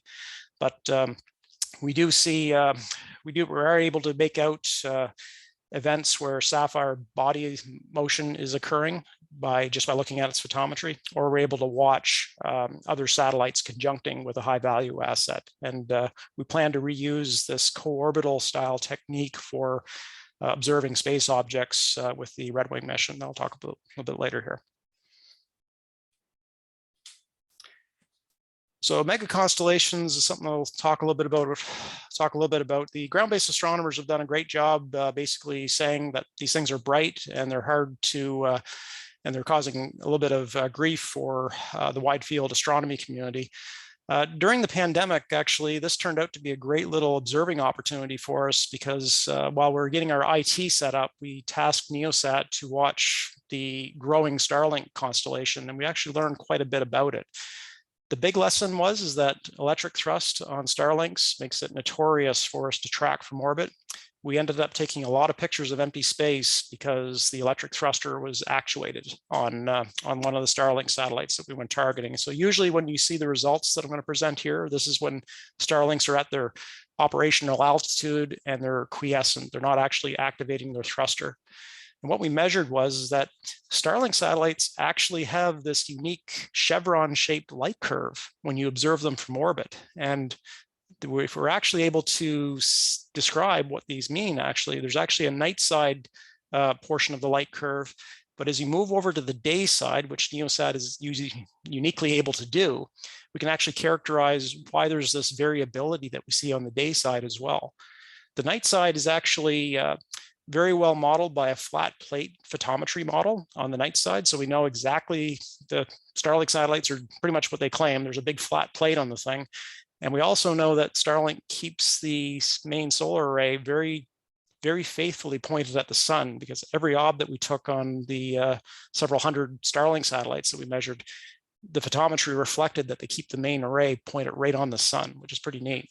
The day side's kind of unique because you see there's a lot more variability here, and we're able to explain that by the proportion of the Earth that's illuminated beneath the Starlink that's back reflecting off the backside of that solar array back towards NEOSSat. And the farther that Starlink is onto the day side, the brighter that effect is. So anyways, space-based measurements were able to do a very complementary observation campaign to support astronomers' grievances as to how bright these things are. We have a pretty good understanding now as to what these things are like on orbit. And one of the interesting things is that the backsides of the solar arrays are actually very bright. They're about 50% reflective, which we found as a bit of a surprise. And the question about DarkSat versus VisorSat, when you view it from orbit, they look exactly like any other Starlink satellite. And this is understandable. If they apply darkening treatments to the nadir face of a Starlink satellite, we don't see that. We look at it from above and we look at the main solar array. So we see basically the light curve of the main solar array staying on the sun all the time. And there's no darkening treatments applied to the main solar array. So while SpaceX was good at trying to satisfy the astronomers for what they see from the ground, it's had zero effect on the light curve photometry that we see on Starlink satellites in space, actually. OneWeb's kind of interesting. When we did a campaign on those last year, there's no particular light curve that we see from them from the ground. And we attribute this to the little bit more complex geometry. And we're not quite sure how the yaw steering or attitude control of OneWeb actually orients their vehicles in space. So the light curve we see for OneWeb is very different than for Starlink. OneWebs are actually very easy for us to do because they sit at higher altitude and they're well above the Earth limb. So they're very easy objects for us to go after. But Starlinks are a little bit more troublesome because they're at lower altitude and they tend to graze the Earth limb a lot more. So it's actually tough for us to get good observations on them just because they're near that bright limb all the time. So this is an example where space-based sensors can fall down. We did take measurements on the debris spawned from the Cosmos 1408 event in January of this year. We're primarily looking at the parent object just to see what we could learn from it. And the geometry that we tend to struggle with is when NEOSSat's velocity vector is heading towards, well, in this case, heading southward. If the target is relatively coplanar and is heading in the opposite direction, the angular rates of the targets accelerate tremendously on the field. And it's very, very, very difficult for us to get a good track on objects that don't really have a good LSAT to start with when we're in this particular geometry. And even worse, if we have to look towards the day side and look towards that illuminated portion of the limb, it makes it much more or less likely that we're going to be successful at doing so. I put an example here of us basically getting washed out by the bright portion of the Earth's limb when trying to look at cosmos debris that was spawned from that event. The windows for observing cosmos debris are actually shortened quite a bit. We usually get about less than 2 minutes per observing window in order for us to track these objects. And The photometry that we saw on the brighter objects that we were able to characterize, they usually sat between mag 8 and mag 13 when you range normalize it to about 1,000 kilometers. So we've seen quite a few of them in LEO, and these particular objects were ones that happened to cross the altitudes of Canadian space objects that are managed by the Canadian Space Agency. So this is why we spent time looking at these particular objects.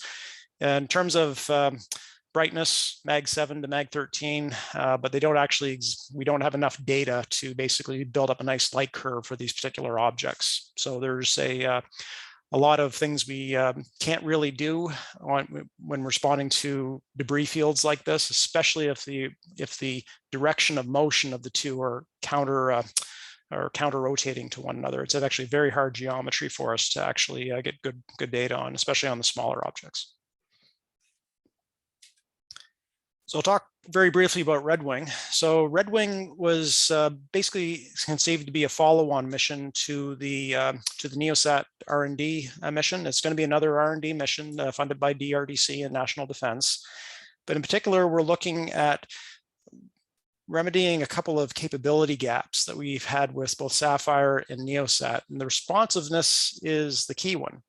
Waiting for the Earth to rotate beneath the orbit of my satellite in order for me to talk to it every 12 or 8 or 6 hours or so just doesn't cut it anymore. So we're looking at intersatellite link, certainly, in order to increase our responsiveness on orbit. And I really want to break the 2-day tasking interval where we can actually get the vehicle to respond immediately to command. Right now, we can't do that, and that's really where we want to go. Right now, want to certainly be able to get the system to produce metrics or measurement data that can be used for collision assessment and testing, but we're not going to be accrediting the sensor for US space surveillance accreditation. The Surveillance of Space 2 mission, which is the follow-on to Sapphire, will be going through that process, but we're not going to be doing that. We're going to be testing the technologies that will be possibly used on Surveillance of Space 2. Right now, the request for proposals is complete. Our phase 0A is anticipated to kick off later this year. And right now we're preparing our project documentation. So we're hoping to kick it off this fall and start with the development phase for Redwing. The key technology demonstrations, in addition to the others that, well, certainly the LEO and deep space tracking activities that we're doing both with NEOSSat right now. Intersatellite link, that's a capability we want on board. We don't need high data rate for that. We could get away with low data rate systems such as Iridium or Globalstar, and we're looking at those as potentials right now. We'll be putting a co-orbital proximity awareness sensor on board. One of the things I found surprising about the satellite business is that my Mazda truck has more proximity awareness to it than a $50 million satellite does, which I found kind of interesting. So we're going to be putting wide field sensors on board the Redwing in order to cue the satellite to point the main instrument towards a bright object. And we've sized the system to look for basically a 2U nanosat that's within 250 kilometers, basically. That's the technical goal that we've set for the mission. I've also challenged the vendor to put closed loop control on the mission also. One of the things we found when doing co-orbital tracks from LEO was that when we're tasking 2 days ahead of time, quite often we end up taking pictures of empty space if the target has maneuvered on us. So I want the new system to basically do a small search to find the target and then close loop and track and follow the space object. And certainly the last but not least, we're aiming to do non-Earth imaging with the new mission also. So there's particular prescriptions and requirements that are added for being able to resolve at least solar cell sized features on the target objects. And it's going to be heavily dependent on the orbit that we get for the mission. And we'll be looking at the complexion and surface integrity of the target vehicle. Primarily, right now we're looking at possibly the RADARSAT Constellation mission orbit, where we'll just basically ride above or below RCM, and we'll use those as the objects for doing overwatch on as we proceed forward. So I think I hit my 25-minute mark there. I've pretty much expended my slides. I'd be happy to take any questions you might have, and thank you for the opportunity to present today. Thank you very much, Lauchie. That was absolutely fascinating. I found myself learning an awful lot of stuff, which is absolutely what these sessions are about. So thank you very much for providing us with some really practical insights into the challenges of running a space-based surveillance of space sensor. If I could start the questions, I was fascinated by the effect that the bright polar regions were having on your imagery. Can you just say a little bit more about how the light is actually finding its way to your sensor? Is it coming off the Earth and then illuminating part of the telescope, and that light then scatters into the detector, or is it actually sort of scattering off the plasma environment around the spacecraft and getting into your detector? No, actually, our belief is that it's actually scattered through the baffle on the instrument. So if you can't see behind me here, there's a chamfer baffle on NEOSSat, and we think that it's basically bouncing down the vanes and light suppression paint that we have on the interior of the baffle that's causing the effect. One of the things that we tend to work against is that the baffle was chamfered to stay off of the sun line. And when we develop the scheduler for NEOSSat, we usually have that overriding constraint to keep the long edge of that baffle pointed towards the sun. So if there's other light sources such as moon glow, or in this case, the polar regions, the system tends to be sensitive to it. So anyways, if I could extend the baffle out probably another 3 or 4 meters, that'd be great. But anyways, we just can't do that. But that's one of the consequences that we see, is that your baffle will pick up light from other sources, and this is something that we have to deal with. You usually try to stay well above the Earth limb during the Antarctic summer, which is our winter, of course. So anyways, it's something that we have to watch out for when we're trying to track objects, especially in conjunctions. And usually the one that we want to see is over the South Pole, which is just where our orbits will naturally converge with the target. Yep. So. Yeah, that's just ironic, isn't it? Yeah, thank you. There's a question from Fiona Thompson, addressing radiation damage on image processing. Did you develop any new methodologies or adapt current methods? For radiation, so there is a process that most space telescopes use for handling the crystalline changes that happen on the CCD detector, and it's called annealing. Basically what happens is we'll roll the radiator, the instrument radiator of the vehicle towards the sun, and we'll actually start putting heat from the sun onto the instrument radiator to slowly warm up the chip. And as you warm up the chip, if it gets around 25 Celsius, and if you hold it there for about 12 or 24 hours, you'll actually alleviate a lot of the increased dark current generation on quite a few of the pixels by doing that. So we didn't develop that as a new technology. We adopted that from other space missions, and that's usually how we handle the increased dark current rate on the instrument, just by slightly warming up the chip. We haven't done it in a few years, actually. It's actually it takes about 3 to 4 days, because we very, very slowly rotate the vehicle onto the sun, so that we don't sun shock the detector. So it takes us several days to do it. So we're very careful when we do it. And as a matter of fact, we were actually kind of lazy about it the last little while. We just been tracking along regardless. I had a sort of related question relating to the radiation environment. I read a little while ago that the South Atlantic anomaly appears to be evolving and possibly even splitting. Have you seen a change in the level of interference that it's causing over the course of your mission, or is it just a pain all the time? So I don't do the image processing. Stefan Thorstensen, he does most of the image processing. We haven't actually correlated any noticeable effects. The South Atlantic anomaly, of course, is thousands of kilometers in size, and we just generally try to stay out of it. So we don't normally image when we know we're going to be traversing it. So there is occasions we do that, and it's not a lot less likely we're going to get meaningful data when we acquire in the part of the South Atlantic anomaly that's closest to Brazil and so forth.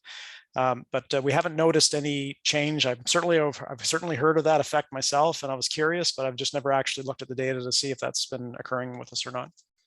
Understood. Yeah. One of the other things that you just briefly mentioned just now was the moon. To what extent does that, sort of become a factor in your observations? I mean, clearly, a lot of light sources are playing into your sort of projected pointings, obviously the sun and the light reflected off the earth and things, but do you have problems with the moon very often? Not particularly. The moon is something we can schedule out easy. So, and usually it's a disk of about 2 to 3 degrees that we can stay off of for a fully illuminated moon. Surprisingly, the one that we struggle with most often actually is the galactic center, because there's so many stars in the galactic center. We actually have a hard time getting star tracker lock, believe it or not. So we're using a very narrow field sensor for our star tracker, which is co-bore sighted with our main telescope. And since it's optimized for sensing faint stars, the galactic center is actually a bigger problem for us than the moon is. We can easily schedule out the moon, but unfortunately the galactic center is fairly large in angular extent, and it actually gives us a little bit of trouble when we're tracking objects. So that's one of the ones that we're actually more concerned about, the moon less so. Yeah. I attended you alluded to the problems that the optical astronomers are having with the Starlink constellation, and I attended an event that they hosted a couple of weeks back, and one of the things that I had wondered about was with the very sensitive telescopes that the professional astronomers have, whether it wasn't just the sunlight reflecting off the Starlink satellites that was potentially a problem, but whether they would actually be able to see Starlink satellites illuminated by moonlight. I was told by one of the participants who'd done more sums than I had that he didn't think it was a problem, and I hope he's right, because I'd done a sort of back of the envelope calculation and thought maybe we were getting quite close to, the Starlinks being sufficiently reflective that they would show up in moonlight too, but maybe, I'm not sure. I haven't done that analysis myself. The key one that we do see is that the depth of terminator, or how far onto the day side that a Starlink is sitting, is able to see the illuminated portion of the Earth. I would have to sit down and figure out whether or not the moonshine would be a comparable mechanism or not. But we certainly see the day side of the Earth provoking day side brightening on the Starlink satellite, of course. So, and it's very dependent on how far onto the day side that they are, and how far or how close the Starlink is to the terminator. At least that's what our measurements have suggested anyways. Yeah, but I presume I'm right in thinking that even if the Starlink was on your diagram here to the right of your orbit trace, there would still be potentially some Earth light, sort of reflecting off the Earth, and the Starlink satellite would still be able to see some proportion of the light coming off the Earth. Is that true? There is. That actually was, I was trying to remember how I did the model. Actually, the way that our orbits worked for us when we did relative to NEOSSat's orbit, if it would be seeing portion of the day side. You're absolutely right, but usually it's swamped by the contribution of the sun. So at least there is a portion there. I fully agree. There is a portion there, but the stronger element is certainly the sun illumination. Got it. Yeah. Okay. Yeah, I mean, obviously satellites are complex shapes, so you end up with, light reflecting off different surfaces, as you pointed out, with the the solar panels on the Starlinks and things. I too am surprised that the back of a Starlink solar panel is as bright as you mentioned. I wouldn't have expected that either. I presume Again, it's for thermal control reasons. I'm not sure if maybe it's something coming off of the bus portion. We're not sure, but we do see it to be fairly bright for what we assume to be a 30 square meter solar array. At least we believe it to be a fairly reflective surface, anyways. Yeah. There's a comment in the chat from Fiona with regard to astronomical light pollution. There is a lack of rigorous empirical research. A great deal is skilled supposition and theoretical calculations. Sounds like your empirical findings are unusual. Yes. Oh, okay. Well, thank you. I think Fiona is absolutely right that we have quite a way to go in understanding some of this, because we haven't been doing it for long enough with enough targets. But yes. Yeah, I think we will look forward to seeing more data from both your existing mission and from your future mission, and I wish you every success with that. Final question from me on that: Are you putting any higher angular rates into the attitude control on that mission? So that is certainly the intent. Right now, NEOSSat's limited to 240 arc seconds per second, largely because when you're streaking the stars in the background, you want to streak them in a manner that they're detectable by your image processing algorithm.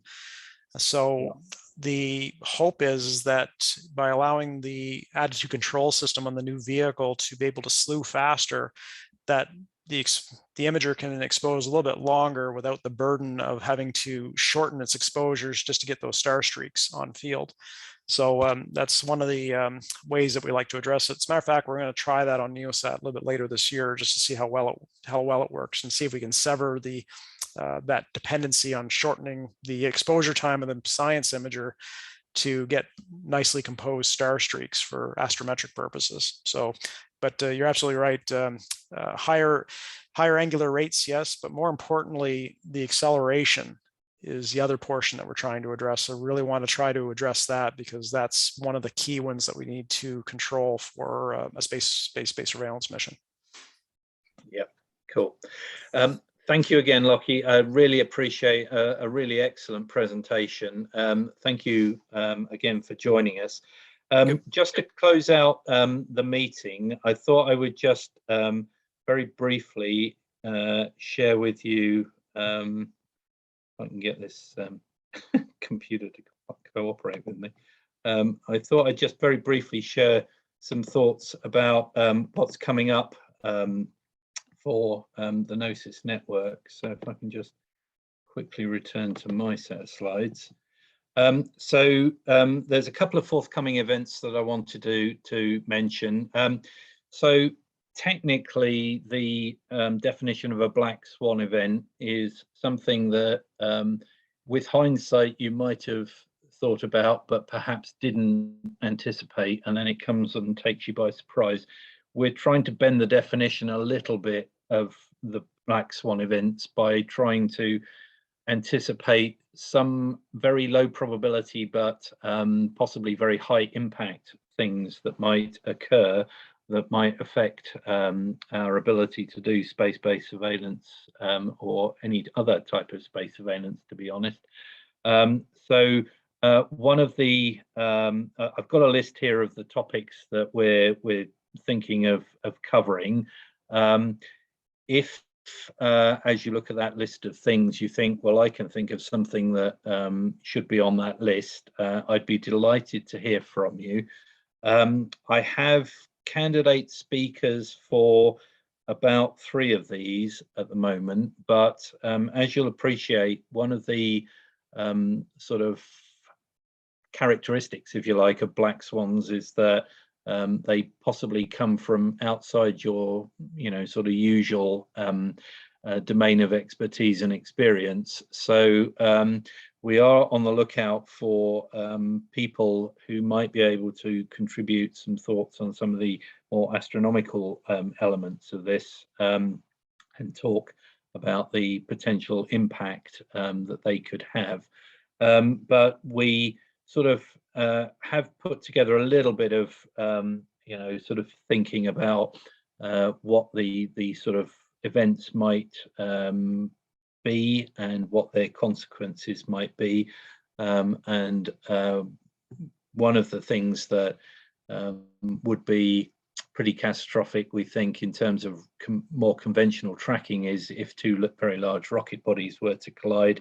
And I'm hoping that Darren McKnight, who has talked about this as a potential issue, might be able to share his thoughts on what that would mean for us.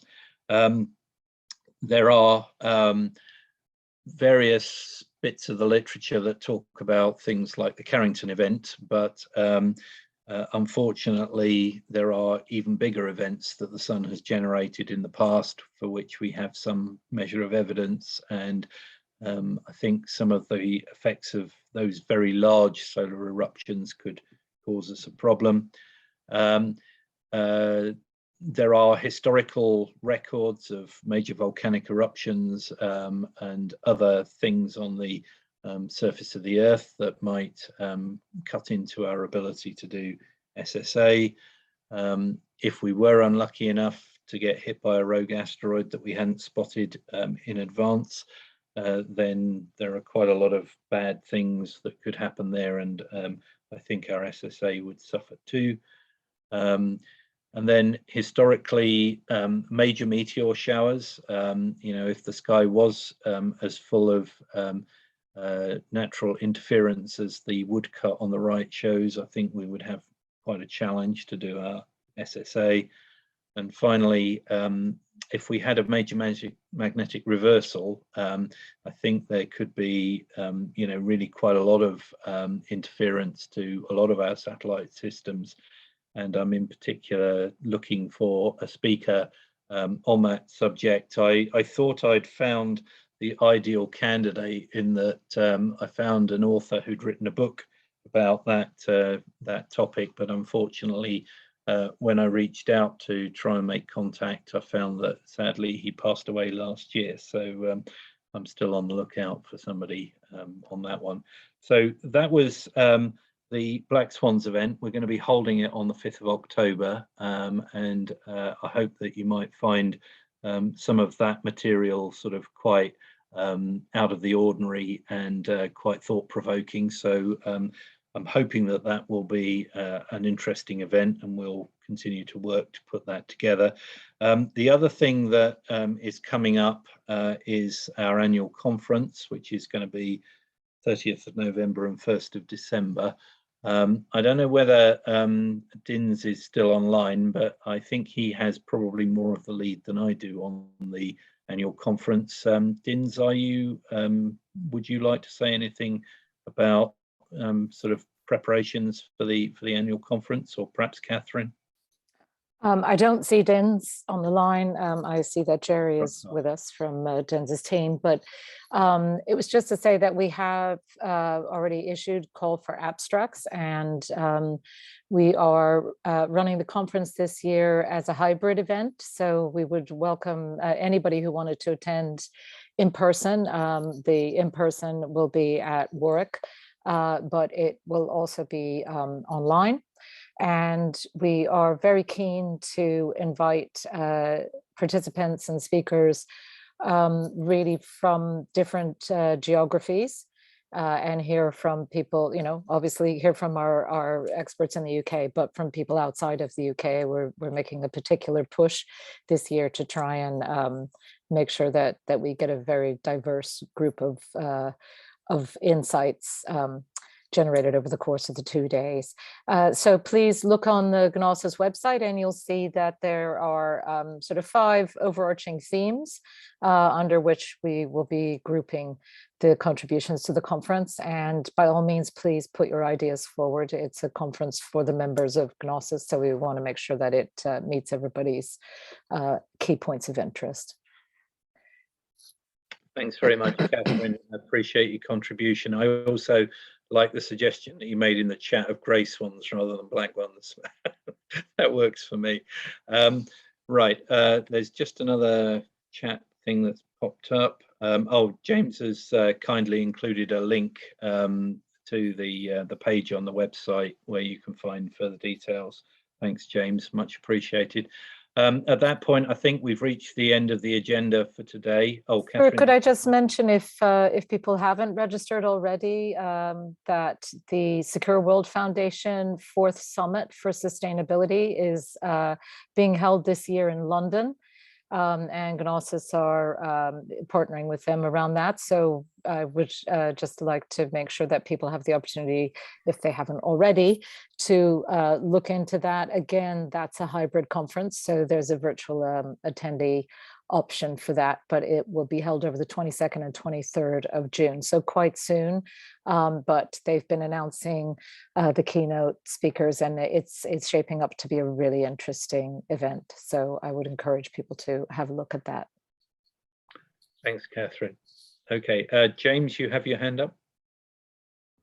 Yeah, thanks, Stuart. On a similar note, coming up in July, we've got the National Astronomy meeting, which some of you may already be registered for, but I think the registration deadline is coming up sometime mid to late this month. So check out that if you're keen on attending. We do have a session on space sustainability, and there's also a session on the impact of satellite mega constellations on astronomy too. So between those two sessions, there should be plenty to look into, and of course lots of astronomical research as well if you're interested in that. So we'd welcome any attendees there too.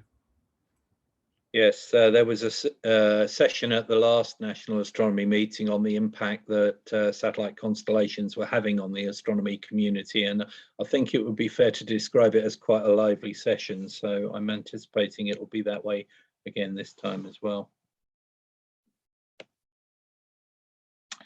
Anyway, thank you everybody for attending and participating and your questions. And if any of the speakers are still on, thank you very much for your presentations. They were extremely interesting. I felt I learned a lot. Hope that you'll be able to join us for some of the future events that we've just mentioned. And at that point, I think I'll close the meeting. So thank you very much indeed. Thanks, Stuart, for organizing and curating. Thanks, everybody. Cheers then. Bye-bye now. Stuart.